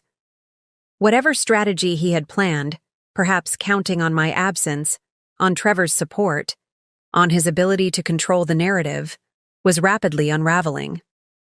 In that moment, watching him recalibrate, I recognized something I had missed throughout our marriage. Daniel's fundamental belief that he was the smartest person in any room, capable of maneuvering around rules and expectations that constrained others. It wasn't malicious, exactly, but it was profoundly arrogant and ultimately destructive. I can explain everything, he said, moving to take a seat opposite me. But first, I think we should ask non-board members to step out. He glanced pointedly at Rebecca. Ms. Caldwell stays, I said firmly, as my legal representative, and I believe we should invite Jacob Morris to join us as well. Jacob Morris, TechVault's CFO, a quiet, methodical man who had always seemed slightly overshadowed by Daniel's more dynamic presence. Daniel's expression darkened. Jacob's not necessary for this discussion. On the contrary, I replied. As the financial officer responsible for regulatory compliance, his presence is essential. I turned to Trevor. Would you ask him to join us, please? Trevor hesitated, glancing at Daniel, then at me. Something in my steady gaze must have convinced him, because he nodded and rose to fetch Jacob. As we waited, Daniel leaned across the table, lowering his voice. "Ellie, think about what you're doing. If you pursue this, if you make these accusations publicly, you'll destroy everything. The company, our reputation, Aiden's security, all of it." It was his final attempt at emotional manipulation, invoking our son, implying that my actions, not his, would be responsible for any negative consequences. 6 months ago, it might have worked. Even yesterday, it might have given me pause. Today, it simply confirmed that I was on the right path. "I'm not here to destroy anything, Daniel," I said quietly. "I'm here to salvage what can be saved. The question is whether you're willing to be part of that solution or determined to remain part of the problem." The door opened, admitting Trevor and Jacob Morris, the latter's expression cautiously neutral as he assessed the tension in the room. "Thank you for joining us, Jacob," I said, gesturing to an empty chair. "We were just about to discuss some concerning financial transactions between TechVault and Vision Tech Marketing. I believe your insights will be valuable." As Jacob took his seat, I opened the folder Rebecca had prepared, revealing the evidence of Daniel's elaborate deception. It was time to move from strategy to action, to transform betrayal into breakthrough, loss into leverage. Daniel had emptied our account for his girlfriend, but he had forgotten who really owned his startup. Now, he was about to discover exactly what that oversight would cost him. Jacob Morris adjusted his glasses, studying the documents I'd placed before him with the focused intensity of someone who lived and breathed financial details. The conference room had fallen into a tense silence, punctuated only by the occasional flipping of pages and Daniel's increasingly agitated finger-tapping on the polished table. "These transactions," Jacob said finally, looking up from the papers, "did not go through TechVault's accounts. I would have flagged them immediately as non-compliant with our financial governance policies." "Because they were personal funds," Daniel interjected. "Not company money." Jacob's expression remained carefully neutral. "That distinction becomes problematic when the funds are used to establish a business relationship with TechVault, Mr. or Sir Mercer, especially given your controlling interest in both entities." Elizabeth Winters leaned forward, the veteran investor's expression sharpening. "Let me be clear about what I'm seeing here. Daniel, you established a separate company, Vision Tech, using personal funds, specifically funds from a joint account shared with your wife. You then positioned this company as TechVault's exclusive marketing partner without disclosing your ownership stake to the board or investors. Is that an accurate summary?" Daniel's jaw tightened. "It's a simplified version that ignores the strategic benefits to TechVault. Vanessa Miller is one of the top marketing talents in the industry. Her expertise will be transformative for our market position." "Vanessa Miller," I said quietly, "who also happens to be your girlfriend." The words hung in the air, making real the personal betrayal that underpinned the financial one. Trevor shifted uncomfortably in his seat. Jacob's eyebrows rose slightly. Elizabeth's expression remained impassive, though something flickered in her eyes. Recognition, perhaps, of a familiar pattern she'd seen play out in other startups. "My personal life is irrelevant to this discussion," Daniel snapped. "It becomes relevant," Rebecca countered smoothly. "When personal relationships influence business decisions that affect shareholder value, particularly when those decisions involve significant financial maneuvers executed without proper disclosure or approval." Elizabeth nodded, turning to me. "Eleanor, what outcome are you seeking here? As majority shareholder, you have considerable authority to direct this situation." It was the opening I'd been waiting for, an invitation to present not just the problem but the solution. I pulled out the organizational chart I'd drafted that morning, sliding copies to each person at the me table. "TechVault has tremendous potential," I began, my voice steadier than I'd expected. The core security technology is innovative and necessary in today's market, but the company's governance structure needs significant improvement to ensure its long-term stability and success. I outlined my vision for restructuring: a balanced executive team with appropriate checks and balances, clear financial oversight protocols, and a board expanded to include independent directors with relevant industry expertise. "And Daniel's role in this restructured organization?" Elizabeth asked, studying the chart with evident interest. "That depends on Daniel," I replied, meeting his gaze directly across the table. "His technical knowledge and industry relationships remain valuable assets to TechVault.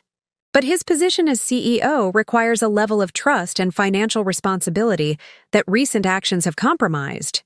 Daniel's face flushed with anger. "This is absurd. You can't just walk in here and—" "She can, actually," Jacob interrupted, surprising everyone with his forthright tone. "As majority shareholder, Ms. Mercer has the authority to call for leadership changes, particularly when presented with evidence of financial impropriety." I studied Jacob with new appreciation. The quiet, methodical CFO had always seemed like a background figure in Daniel's narrative of TechVault. Now, I was seeing a different side of him, a financial professional with clear ethical boundaries and the courage to enforce them. "Jacob's right," Trevor added reluctantly, avoiding Daniel's betrayed glare. "The corporate bylaws are explicit about this. If there's evidence of financial misconduct by the CEO, the majority shareholder can initiate removal proceedings." Daniel stood abruptly, his chair scraping against the floor. "This is a coordinated attack based on a misunderstanding about personal funds. I founded this company. I built it from nothing. None of you would be here without me." "That's not entirely accurate," Elizabeth said calmly. "TechVault exists because of collaborative effort. Your technical vision. Yes, but also Eleanor's initial investment, Trevor's development expertise, Jacob's financial stewardship, my firm's capital, and the hard work of every employee in this building." Her words struck a chord with everyone in the room, a recognition of the collective enterprise that Daniel had increasingly portrayed as his singular achievement. "The question before us," she continued, "is not about past contributions, but future governance. Eleanor has presented a thoughtful restructuring plan that addresses legitimate concerns while preserving TechVault's core strengths. As an investor with fiduciary responsibilities to my limited partners, I find her approach reasonable and forward-thinking." Daniel looked around the table, clearly recognizing the shifting allegiances. Whatever support he had counted on, from Trevor's friendship, from his position as founder, from the force of his personality, was evaporating in the face of documented misconduct and a pragmatic alternative. "This isn't necessary," he said, his tone shifting from indignation to negotiation. "I acknowledge that the Vision Tech arrangement should have been handled differently. We can unwind those transactions, implement better disclosure protocols." "The issue isn't just disclosure, Daniel," I said quietly. "It's judgment. It's trustworthiness. It's the willingness to prioritize your personal desires over your fiduciary responsibilities, to the company and to our family." The personal and professional dimensions of his betrayal hung in the air between us, impossible to separate despite his attempts to compartmentalize them. He turned to Trevor, desperation edging into his voice. "Tell them about the Northwell deal, about the DoD security clearance process, about all the relationships that depend on my personal involvement. Tell them what happens to TechVault if I'm forced out." Trevor looked pained, caught between loyalty to his friend and recognition of the evidence before him.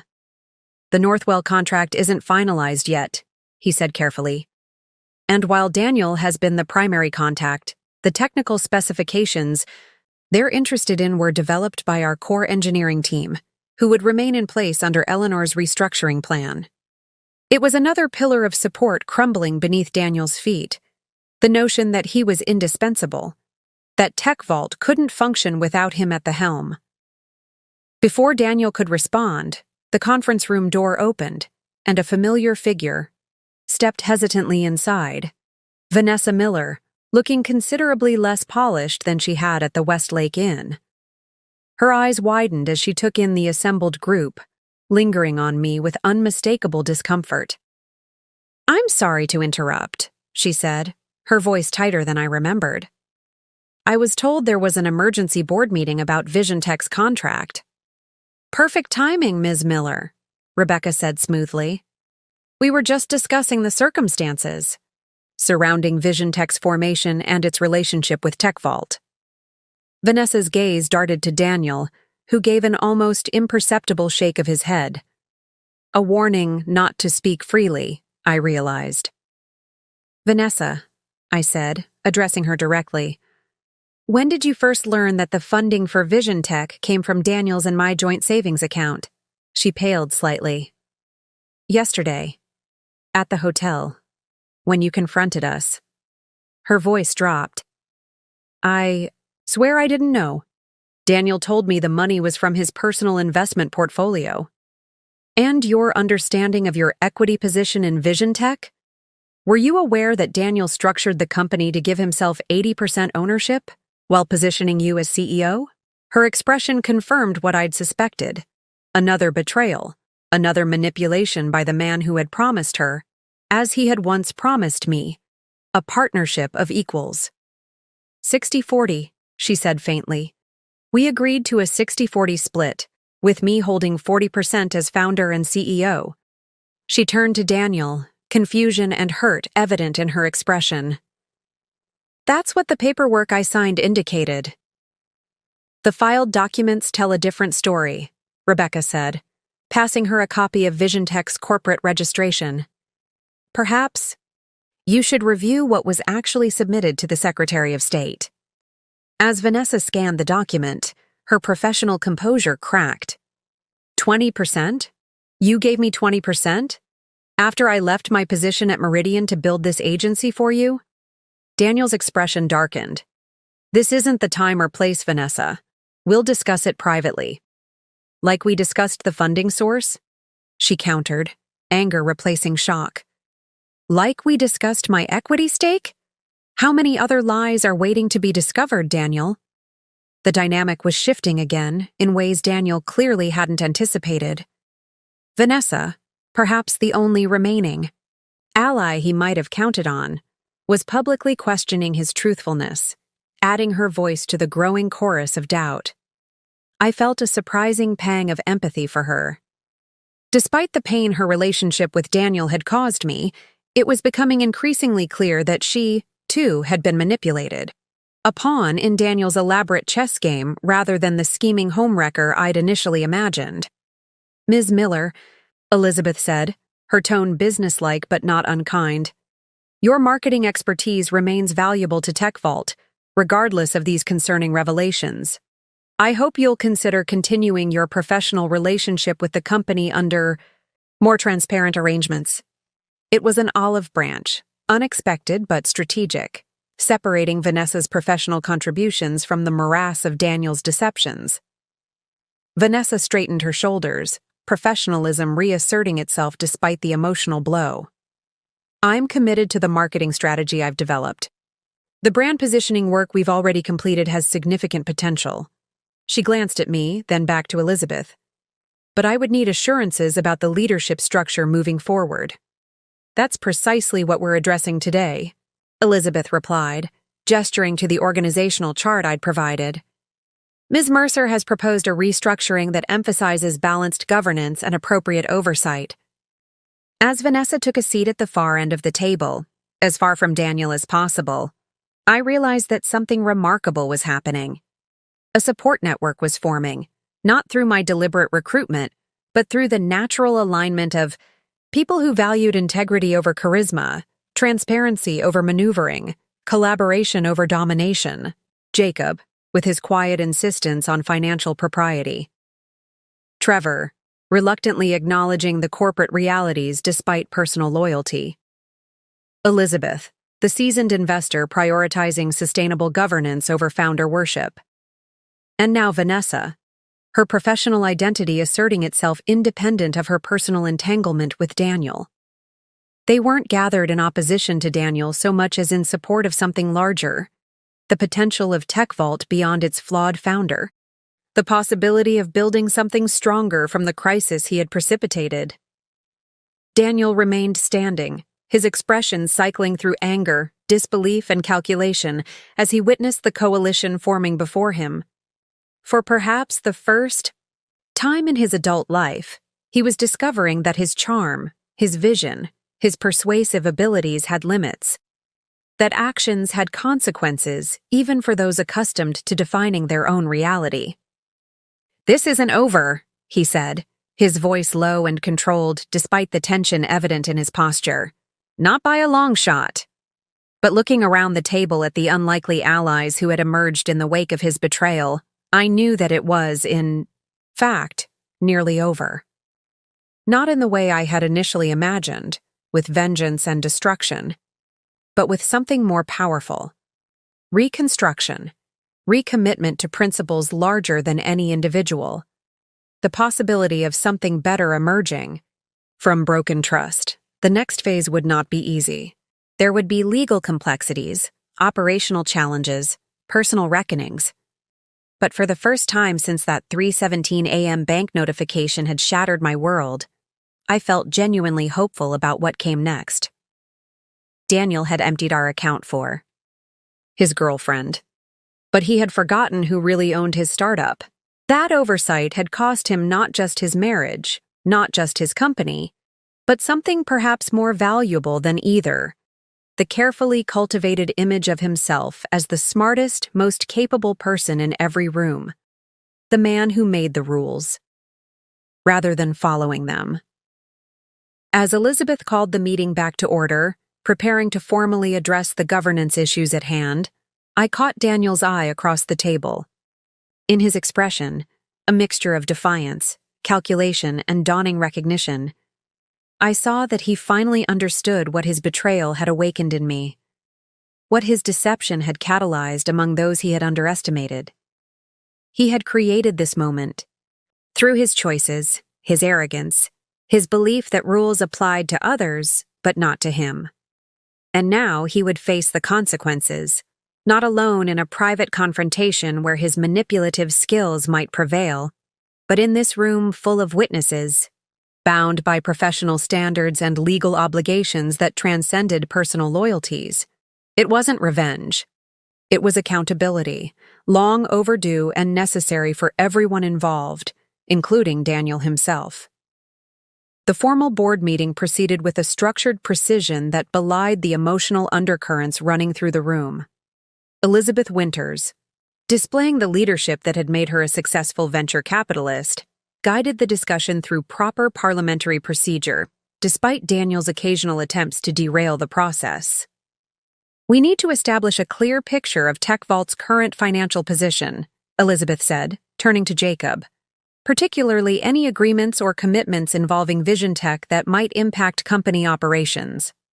Jacob nodded, accessing the company's financial dashboard on his tablet. The initial contract with Vision Tech was executed 3 weeks ago, authorizing a $50,000 retainer for preliminary market analysis. No further payments have been processed through TechVault's accounts. He looked up, his expression carefully neutral.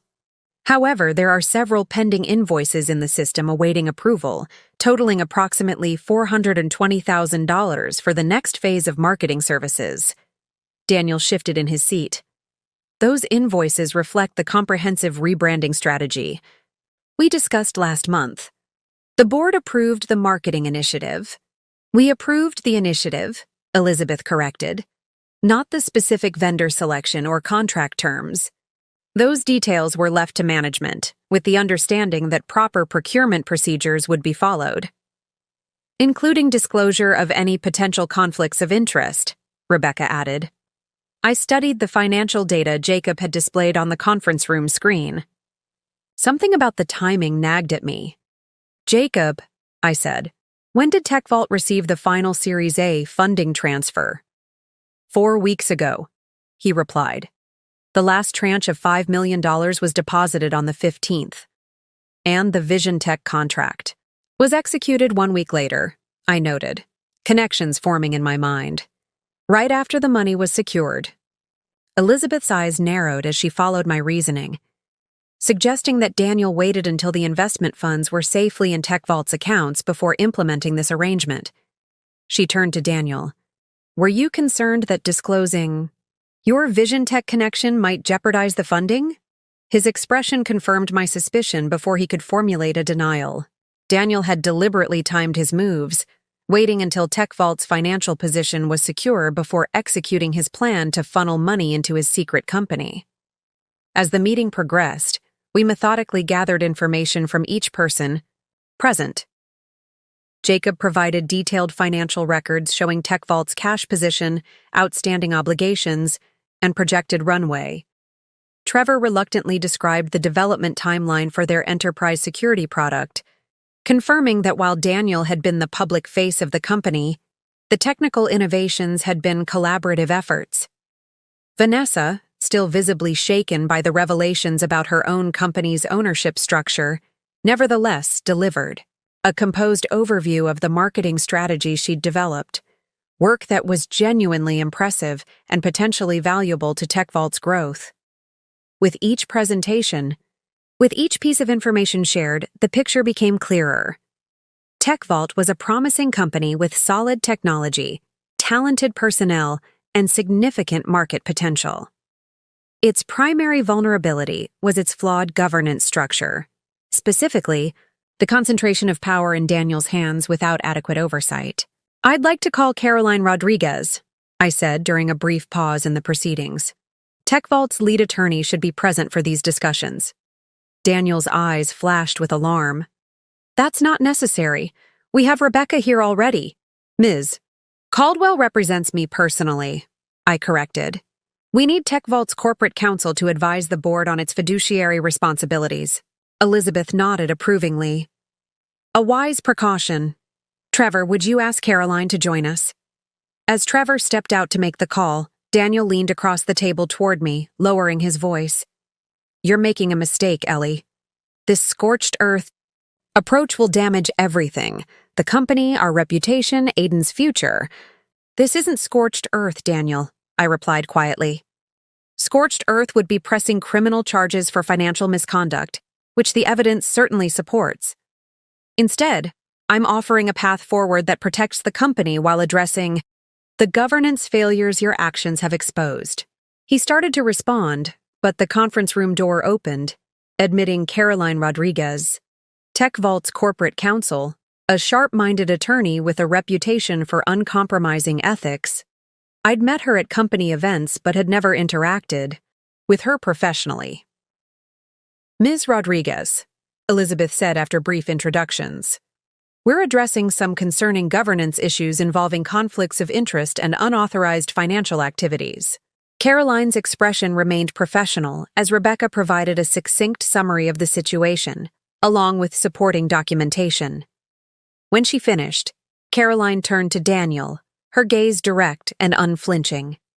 "Mr. Mercer, did you disclose your ownership interest in Vision Tech to the board prior to executing a service agreement between the two companies?" Daniel's silence was answer enough. "And the $287,000 transferred from your joint account with Ms. Mercer, was she aware of, and did she consent to this transaction?" "That's a personal matter," Daniel deflected. "Not when the funds were used to capitalize a company doing business with TechVault," Caroline replied crisply. "The commingling of personal and corporate interests creates significant legal exposure, both for you personally and potentially for the company." She turned to the broader group. "Based on the information presented, I must advise the board that this situation represents a material breach of fiduciary duty by the CEO. The board has not just the right, but the obligation to address it through appropriate governance measures." Daniel's face flushed with anger. "You work for me, Caroline, for TechVault." "I represent TechVault, the corporation," she corrected, unfazed by his tone. "My professional and ethical obligations are to the entity itself, not to any individual executive." It was another pillar of support Daniel had counted on that proved structurally unsound. the assumption that the corporate attorney's loyalty would overrule her professional ethics. As Caroline reviewed the restructuring proposal I'd presented, offering suggestions to strengthen its legal framework, I observed Daniel's increasing isolation at the table.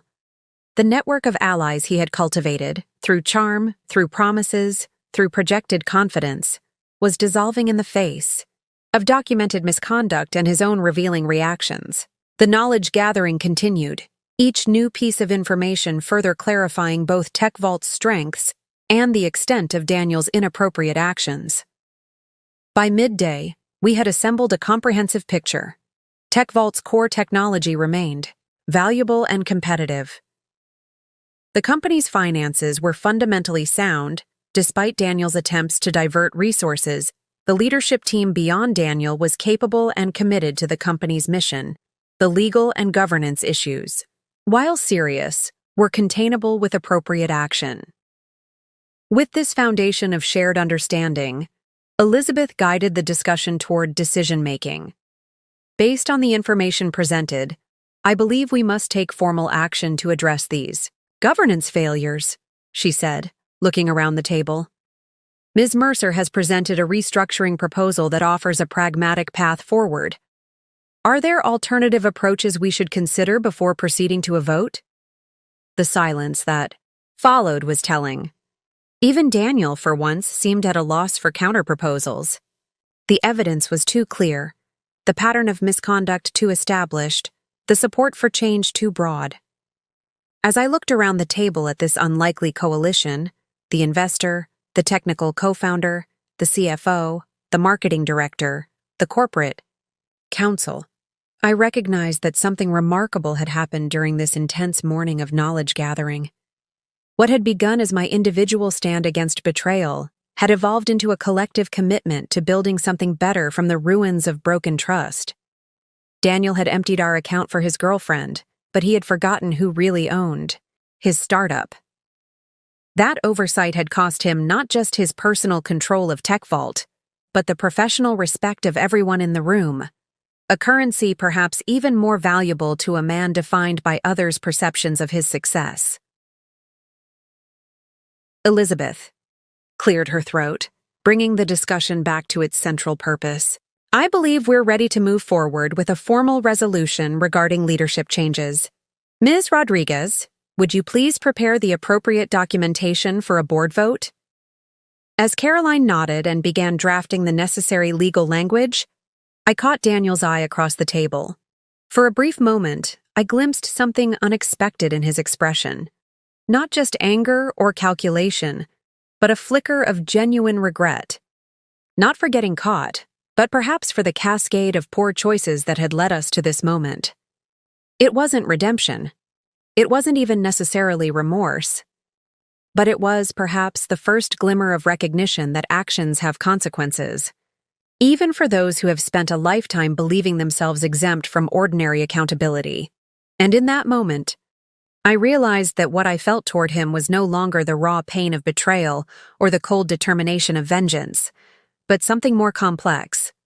A sadness for what might have been, coupled with resolve about what needed to be.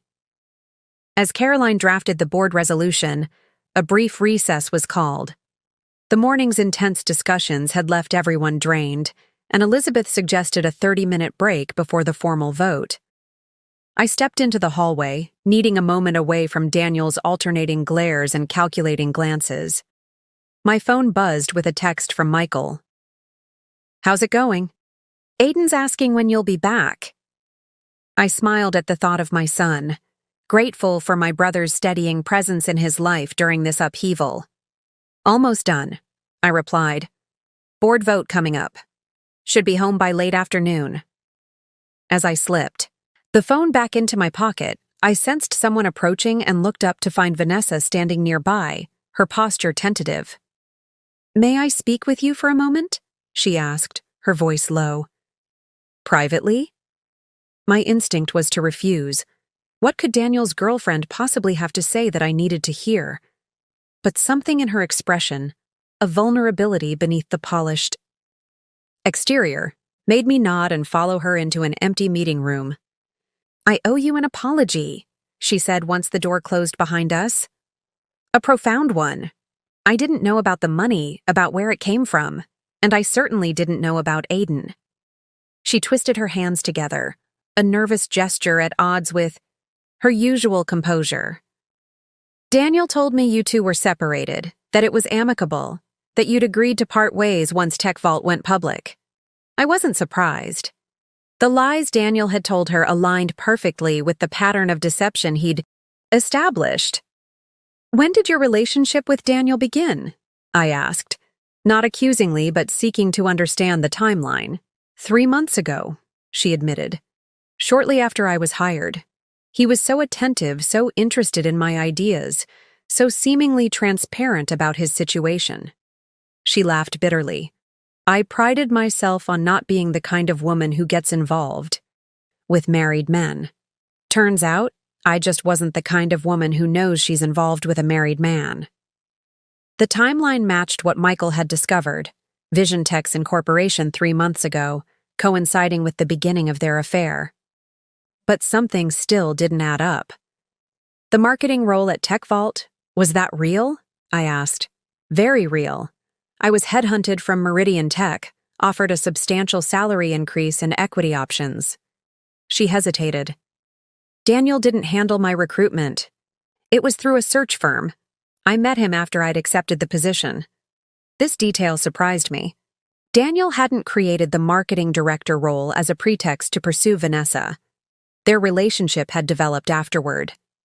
It was a small distinction, but somehow significant. One less layer of calculated deception in what had seemed a completely orchestrated betrayal. And Vision Tech? I prompted. Vanessa sighed, leaning against the conference table. That was Daniel's idea, pitched about 6 weeks into our relationship. He said Tech Vault's marketing needs were expanding beyond what one internal director could handle. He proposed we create an agency together, me bringing the expertise, him providing the startup capital. We'd service Tech Vault as our anchor client but eventually expand to other tech companies. She shook her head, the regret evident in her expression. It seemed like such an exciting opportunity. My own agency, backed by someone I thought I could trust. Her voice hardened. What I didn't know was that he'd structured Vision Tech to give himself 80% ownership, not the 60% we'd agreed to, or that the startup capital was coming from your joint savings. I was silent for a moment, absorbing this new information. Vanessa had been manipulated, certainly, but she'd also been complicit, albeit unwittingly, in the dismantling of my family's financial security. Why are you telling me this? I finally asked. Because you deserve the truth, she replied simply, and because I have information you should know before the board vote. She pulled a folded document from her jacket pocket and handed it to me. I found this in Daniel's Vision Tech office last night when I was looking for our original ownership agreement. I unfolded the paper to find a draft contract between Vision Tech and a company called Nexus Systems, dated 2 weeks ago. The language was dense with legal terminology, but the essence was clear. Vision Tech would license Tech Vault's security protocols to Nexus Systems for implementation in Asian markets in exchange for substantial licensing fees. He was planning to sell Tech Vault's proprietary technology through Vision Tech, I said, the implications becoming clear, bypassing Tech Vault's governance structure entirely. Vanessa nodded grimly. The Nexus deal would have generated millions in licensing fees, money that should rightfully go to Tech Vault and its shareholders, but would instead flow through Vision Tech, where Daniel controls 80%. Have any agreements been finalized? I asked, my mind racing with the legal and financial implications. Not yet. But there are emails scheduling a signing meeting for next week. She hesitated. I should have questioned this more when he first mentioned it. The arrangement never made sense. Why would a marketing agency be handling technology licensing? But Daniel has a way of making the questionable seem reasonable, of making you doubt your own judgment. I knew exactly what she meant. That had been Daniel's particular talent throughout our marriage, presenting his perspective so persuasively that alternative viewpoints seemed inherently flawed. "Thank you for bringing this to me," I said, refolding the document. "This changes the nature of Daniel's actions significantly." "I know," she replied quietly. "It crosses the line from unethical to potentially illegal.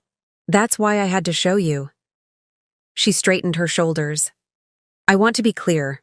I'm not sharing this to curry favor or to secure my position.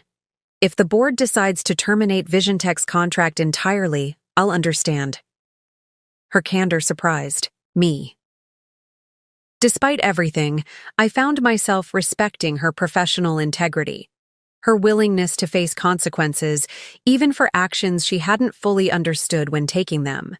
"What will you do now?" I asked. "Restart," she said simply. "Rebuild my career, my reputation, my life, without shortcuts or compromised ethics." She managed a small smile. "I'm good at what I do. The marketing strategy I developed for TechVault is solid. Whether that work continues under the current circumstances is for the board to decide, but I won't disappear quietly to make this situation less uncomfortable for anyone." As we returned to the main conference room, where board members were beginning to reassemble for the vote, I felt a strange sense of clarity. The document Vanessa had provided, evidence of Daniel's intention to essentially steal TechVault's intellectual property through his shadow company, transformed the situation from a matter of poor governance to one of potential corporate espionage. Rebecca reviewed the document quickly, her expression growing grave. "This significantly escalates the seriousness of Daniel's actions," she murmured. "We need to share this with the board immediately." I nodded, but as I prepared to present this new evidence, the conference room door burst open. Daniel strode in, accompanied by a man I didn't recognize. Tall, immaculately dressed in a bespoke suit, carrying a leather portfolio with a prestigious law firm's logo embossed on the cover. "Before we proceed with any vote," Daniel announced, his voice carrying a renewed confidence, "I'd like to introduce Martin Whitfield, my personal attorney. He has some perspectives on today's discussions that the board should consider carefully." The FI attorney stepped forward, his manner polished and authoritative. "Ladies and gentlemen, I've reviewed the situation as presented by Mr. Mercer, and I must caution against hasty action. While certain procedural irregularities may have occurred, they fall well within the bounds of standard entrepreneurial flexibility. More concerning is the potential breach of Mr. Mercer's employment agreement, which guarantees his position as CEO for a minimum 3-year term following Series A funding." Elizabeth frowned. "I don't recall such a provision in the documents we signed." "It was in the supplementary agreements," Martin replied smoothly, opening his portfolio to extract a document. Page 4, Section 12, Paragraph 3. As the attorney distributed copies of the purported agreement, I caught Rebecca's eye. Her slight headshake confirmed my suspicion. This was another of Daniel's manipulations, a last-ditch effort to maintain control through legal maneuvering. Caroline Rodriguez, TechVault's corporate counsel, accepted the document with a professionally neutral expression. "I'll need to verify this against our official records," she said. "This clause wasn't in the standard employment agreement we executed." "It was an addendum," Martin insisted, "signed by Mr. Mercer and Ms. Mercer as majority shareholder." All eyes turned to me. Daniel's expression held a hint of triumph, as though he'd played a trump card I couldn't possibly counter. "I never signed such an addendum," I stated firmly. Martin's smile was practiced, condescending. "Your signature suggests otherwise, Ms. Mercer." As he slid the document toward me, I felt a momentary flicker of doubt. Had I signed something without reading it fully? Had Daniel slipped this past me during one of the countless document signings that had punctuated TechVault's growth? I examined the signature page, and the doubt vanished instantly. "This isn't my signature," I said, looking up to meet Daniel's gaze directly. "It's a forgery." The confidence in Daniel's expression wavered slightly. He hadn't expected such an immediate, Definitive rejection. That's a serious accusation, Martin cautioned, one that could have significant legal ramifications if proven false. I welcome the scrutiny, I replied, passing the document to Rebecca. I sign my full name, Eleanor Christine Mercer, on all legal documents. This signature reads Ellie Mercer, which I use only for personal correspondence. No legitimate corporate document would bear that signature. Caroline leaned forward to examine the page. She's right. All of Ms. Mercer's official TechVault documentation bears her full legal signature. Our records would flag this inconsistency immediately. Daniel's attorney faltered, clearly not having anticipated this specific challenge. There could be an explanation. Yes, I interrupted. There is an explanation, and it's the same one that accounts for the unauthorized transfer of our savings, the deceptive structuring of Vision Tech, and this. I placed Vanessa's document on the table. A draft agreement to sell TechVault's proprietary technology through Vision Tech to Nexus Systems, bypassing this board and the company's shareholders entirely. The room fell silent as the board members absorbed this new revelation. Daniel's face drained of color, his carefully constructed defense crumbling before our eyes.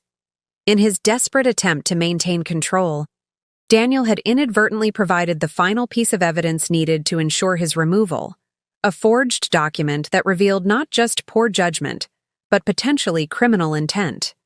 It was an unexpected development that transformed what might have been a difficult, contested board decision into an unambiguous imperative. Even Martin Whitfield, hired to defend Daniel's position, seemed to recognize the indefensibility of what had just been exposed. As Caroline collected the forged document for preservation as evidence, as Elizabeth called the meeting back to order with new urgency, as Trevor stared at his longtime friend with undisguised shock, I realized that Daniel's greatest weakness had always been his unshakable belief in his own cleverness, his conviction that he could outmaneuver any opposition, manipulate any situation to his advantage.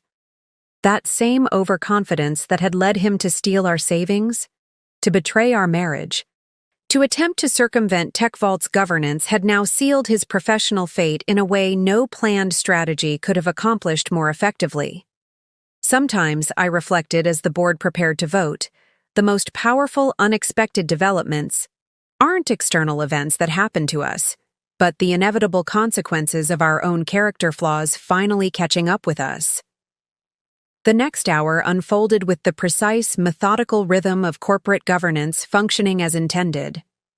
Caroline Rodriguez, her professional demeanor never wavering despite the dramatic revelations, prepared a series of resolutions for the board's consideration. First, the immediate suspension of Daniel Mercer from all operational duties at TechVault, pending a comprehensive investigation into financial impropriety and potential corporate espionage. Second, the appointment of an interim leadership structure based on my proposed reorganization, with Trevor Barnes elevated to Acting Chief Technology Officer and Jacob Morris to Acting Chief Operating Officer, while a search for a permanent CEO was conducted. Third, the freezing of all agreements between TechVault and Vision Tech, with a committee established to evaluate whether the marketing strategy could be salvaged and implemented internally. Fourth, the initiation of legal proceedings to recover the misappropriated funds and protect TechVault's intellectual property from unauthorized licensing or transfer. As Caroline outlined these measures, I watched Daniel's expression transition from stunned disbelief to cold calculation. His attorney whispered urgently in his ear, likely advising him on damage control strategies, but the momentum had shifted irrevocably against him. Before we vote, Elizabeth said, I believe Mr. Mercer should have an opportunity to address the board regarding these allegations and proposed actions. Daniel straightened in his chair, composing himself with visible effort. The charismatic entrepreneur persona that had served him so well reasserted itself, shoulders back, chin up, eyes engaging directly with each person around the table. What we're discussing today, he began, his voice steady and resonant, are Decisions made under the pressure of rapid growth and unprecedented opportunity. I acknowledge that proper procedures weren't always followed, that disclosures should have been more transparent. He spread his hands in a gesture of candid admission. Entrepreneurs push boundaries. We move quickly, sometimes too quickly for traditional corporate governance to keep pace. It was a masterful performance, the visionary leader slightly chastened, but fundamentally unrepentant, asking for understanding rather than forgiveness.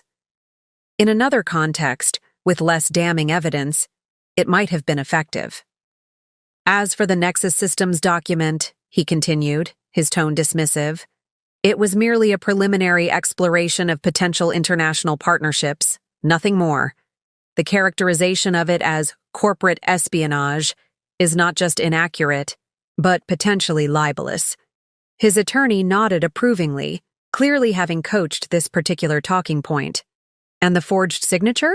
Elizabeth asked, her tone neutral but her gaze sharp. Daniel hesitated, the first crack in his composed facade. A misunderstanding. If the signature doesn't conform to standard format, we can certainly revisit that particular agreement. It was neither denial nor admission, a calculated ambiguity designed to avoid direct liability while leaving room for negotiation. As Daniel concluded his statement with assurances of his commitment to Tech Vault's success and willingness to find a constructive path forward, I felt a curious detachment. The man speaking so eloquently, so persuasively, was simultaneously familiar and unrecognizable, the husband I had loved and supported for 8 years, yet a stranger whose capacity for deception exceeded anything I had imagined possible. Rebecca leaned close to whisper in my ear, "He's good." Pivoting from defense to negotiation without admitting culpability, classic damage control. I nodded slightly, unsurprised. Daniel had always excelled at reframing narratives to his advantage, at finding the angle that transformed potential disaster into opportunity. It was what had made him successful as an entrepreneur, and what had made him dangerous as a husband. But as the board prepared to vote on the proposed resolutions, I knew his skills would not save him this time. The evidence was too clear, the pattern of deception too established, the potential consequences for Tech Vault too severe to ignore. The critical moment, the vote that would formalize Daniel's removal and initiate the company's transformation, was upon us. And despite everything, despite the betrayal and manipulation and lies, I felt no triumph, no vindictive satisfaction, only a quiet certainty that necessary consequences were finally catching up to choices long overdue for reckoning. All those. In favor of Resolution 1, regarding the immediate suspension of Daniel Mercer from operational duties, please indicate by raising your hand. Elizabeth's voice carried a weight appropriate to the moment. Trevor's hand rose immediately, followed by Jacob's. Elizabeth herself voted in favor. As majority shareholder, my vote would be decisive, regardless of the others' positions. I raised my hand, my gaze meeting Daniel's across the table. Something passed between us in that moment, a recognition, perhaps, that we had reached a point of no return. The charismatic, brilliant man I had married, the father of my child, was being formally removed from the company he had founded. The betrayal that had begun in our personal life had culminated in this professional excision. The resolution passes unanimously, Elizabeth declared. Daniel Mercer is hereby suspended from all operational duties at Tech Vault, effective immediately. Daniel's attorney leaned toward him, whispering urgently, but Daniel waved him off. His focus remained entirely on me, his expression unreadable. The remaining resolutions passed with similar unanimity, each vote another brick in the wall now standing between Daniel and the company he had built. When the final vote was tallied, approving the initiation of legal proceedings to recover the misappropriated funds, a heavy silence fell over the room. It was Daniel who broke it, his voice surprisingly calm. "I request a moment to speak with my wife privately before I leave." "Ex-wife soon enough," his attorney muttered. gathering his papers with evident frustration. "The board meeting is adjourned," Elizabeth announced, sensing the need for the formal proceedings to end before the personal reckoning began. "Jacob, please escort Daniel to clear out any personal items from his office after his conversation with Ms. Mercer." As the others filed out, leaving Daniel and me alone in the conference room, I braced myself for anger, for accusations, for the manipulative tactics he had employed throughout our marriage. Instead, he simply said, "You outplayed me."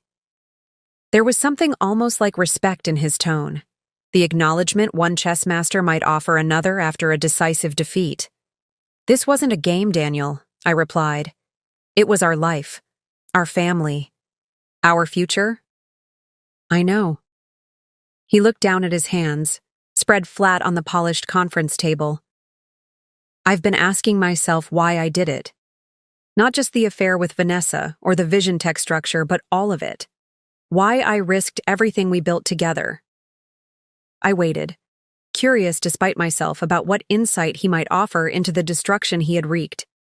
"I think I convinced myself that I deserved more," he continued, his voice quiet. "That the normal rules didn't apply to me because I was special, smarter, more visionary, more deserving of success, however I defined it." He looked up, meeting my gaze directly. "It's a seductive idea that you're exceptional enough to be exempt from consequences." It was perhaps the most honest thing he had said to me in months, an acknowledgement not of external circumstances or temporary lapses, but of the fundamental character flaw that had driven his choices. "What happens now?" he asked.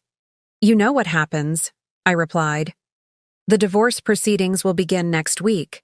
The investigation into financial misconduct will determine whether criminal charges are warranted.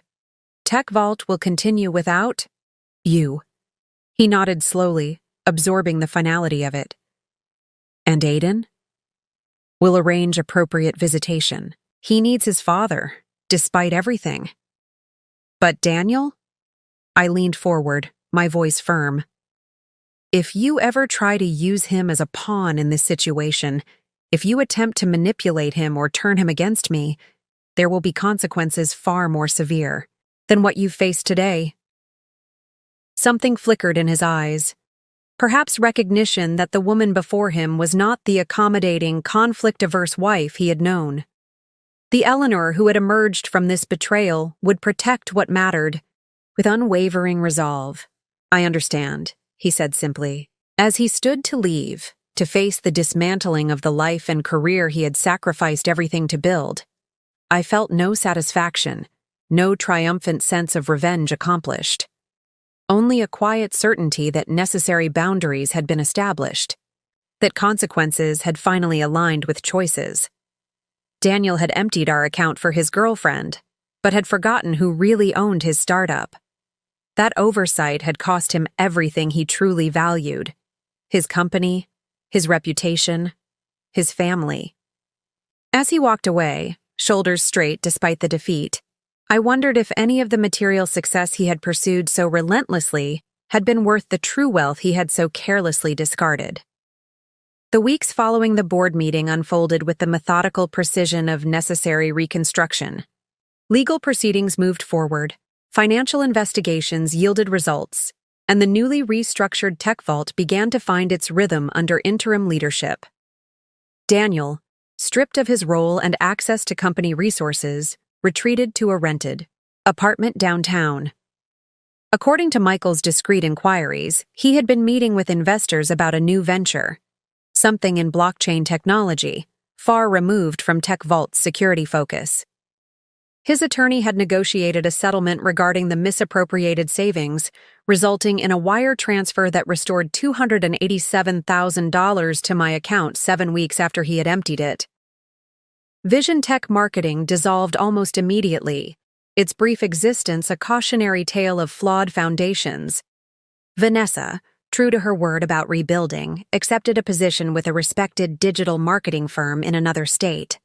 A fresh start away from the wreckage of her involvement with Daniel. The divorce proceedings progressed without unnecessary drama. Daniel, Perhaps recognizing the futility of further conflict, agreed to reasonable terms regarding assets and custody arrangements. Aiden would live primarily with me, with Daniel having weekend visitation and one dinner weekly. It was the best possible outcome for our son, maintaining his relationship with his father while providing the stability he needed during this transition. TechVault itself emerged stronger from the governance crisis. Elizabeth Winters, impressed by the restructuring plan I had developed, suggested I consider a more active role in the company moving forward. "You have a unique perspective," she said over coffee one afternoon. "The vision to see what TechVault could become, coupled with a commitment to proper governance and ethical leadership, those qualities are surprisingly rare in the tech world." Was thoughtful as I considered her suggestion.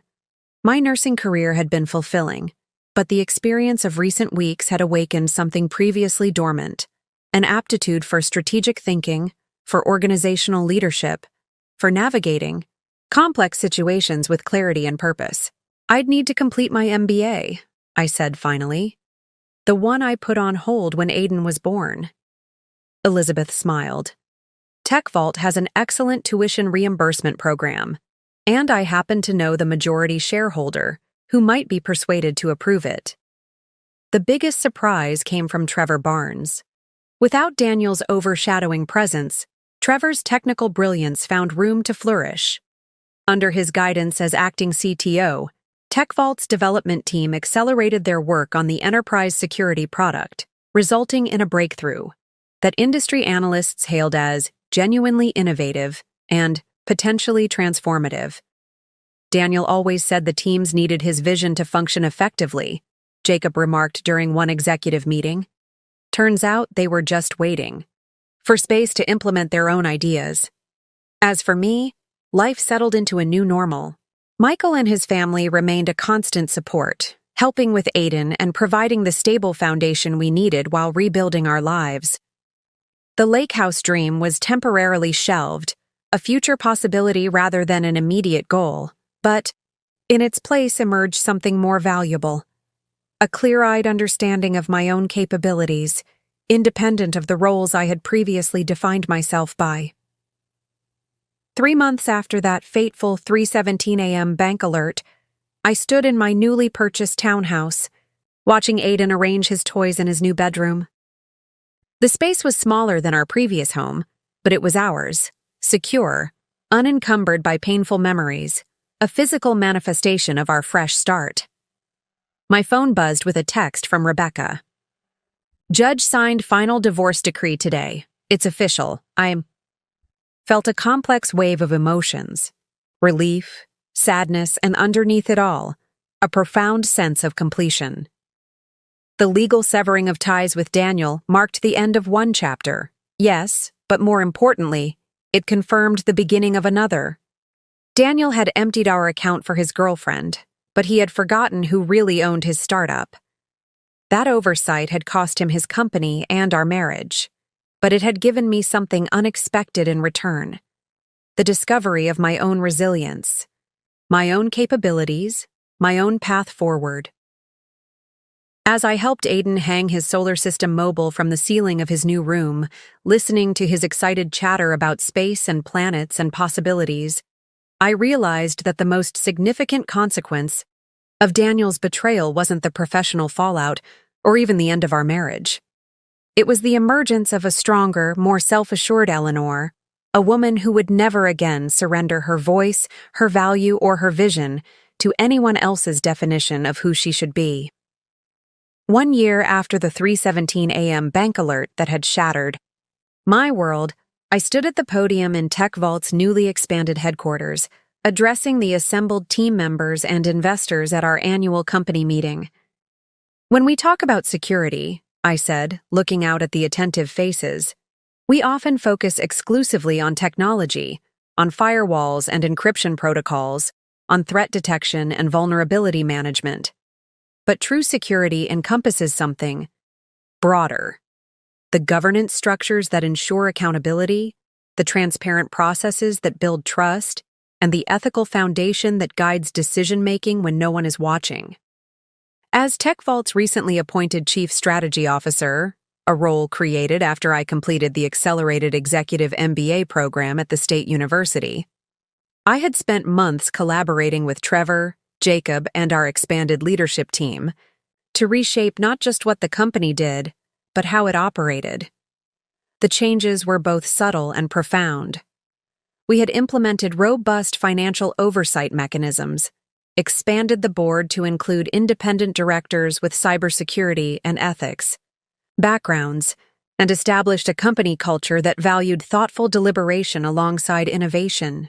Today, as we celebrate TechVault's most successful year to date, I continued, we recognize that our growth stems not just from technical excellence, but from the foundation of trust we've built with our clients, our investors, and most importantly, with each other. The applause that followed felt like validation, not just of the company's transformation, but of my own. The journey from surgical nurse and supportive wife to corporate strategist and organizational leader had been neither simple nor straightforward. It had required late-night studying after Aiden was asleep, challenging conversations with professors who questioned my unconventional background, and moments of self-doubt when the technical aspects of cybersecurity seemed impenetrably complex. But each obstacle overcome had reinforced what the crisis with Daniel had first revealed. My capacity for growth was limited only by my willingness to embrace discomfort, to venture beyond familiar territories, to reimagine what was possible for my life. After the presentation, Elizabeth Winters approached, her handshake as firm as ever despite the passing year. Exceptional work, Eleanor. The governance framework you've developed should be a case study at business schools. I smiled, appreciating her straightforward praise.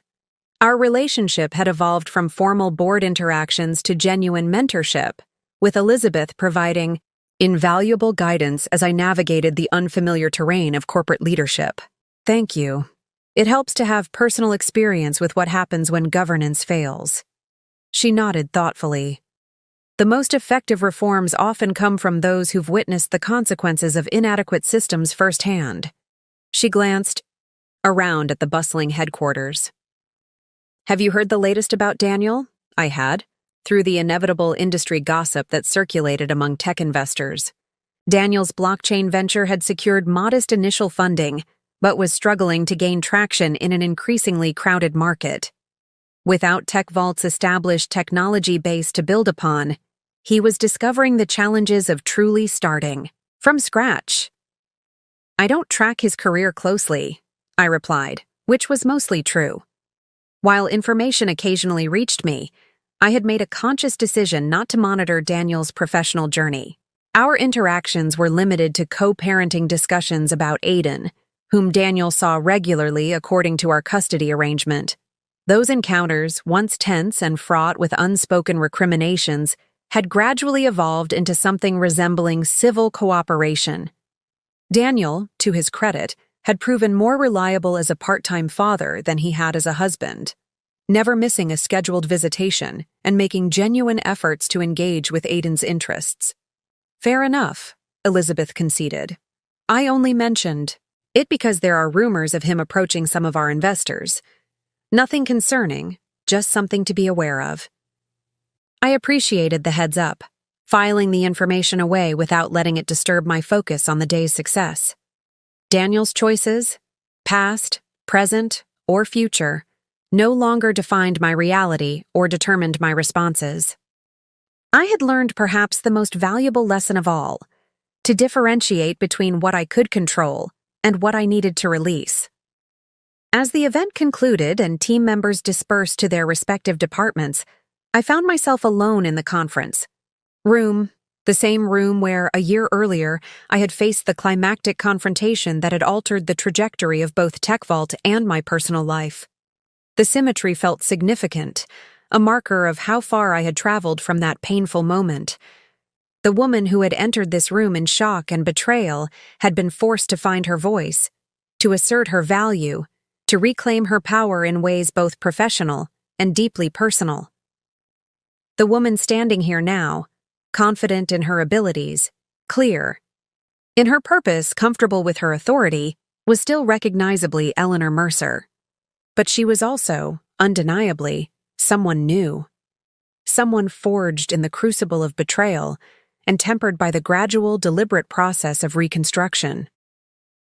As I gathered my presentation materials, preparing to head home for Aiden's school science fair that evening, I reflected on how completely Daniel's betrayal had backfired. In attempting to sideline me, he had inadvertently pushed me center stage. In undermining my financial security, he had compelled me to secure it independently. In forgetting who really owned his startup, he had forced me to truly own not just TechVault, but something far more valuable: my own story, my own capabilities, my own future. And that, perhaps, was the most profound growth of all: the recognition that sometimes our greatest strengths emerge only when circumstances demand more of us than we believed possible to give. As I look back on the journey that began with that devastating 3:17 a.m. bank alert, I'm often asked what advice I would give to others facing similar betrayals, whether financial, emotional, or both. My answer is never about revenge, though that was certainly my first instinct. It's not about winning or making someone pay for their actions, though accountability remains essential. Instead, it's about recognizing that how we respond to betrayal ultimately shapes us more profoundly than the betrayal itself.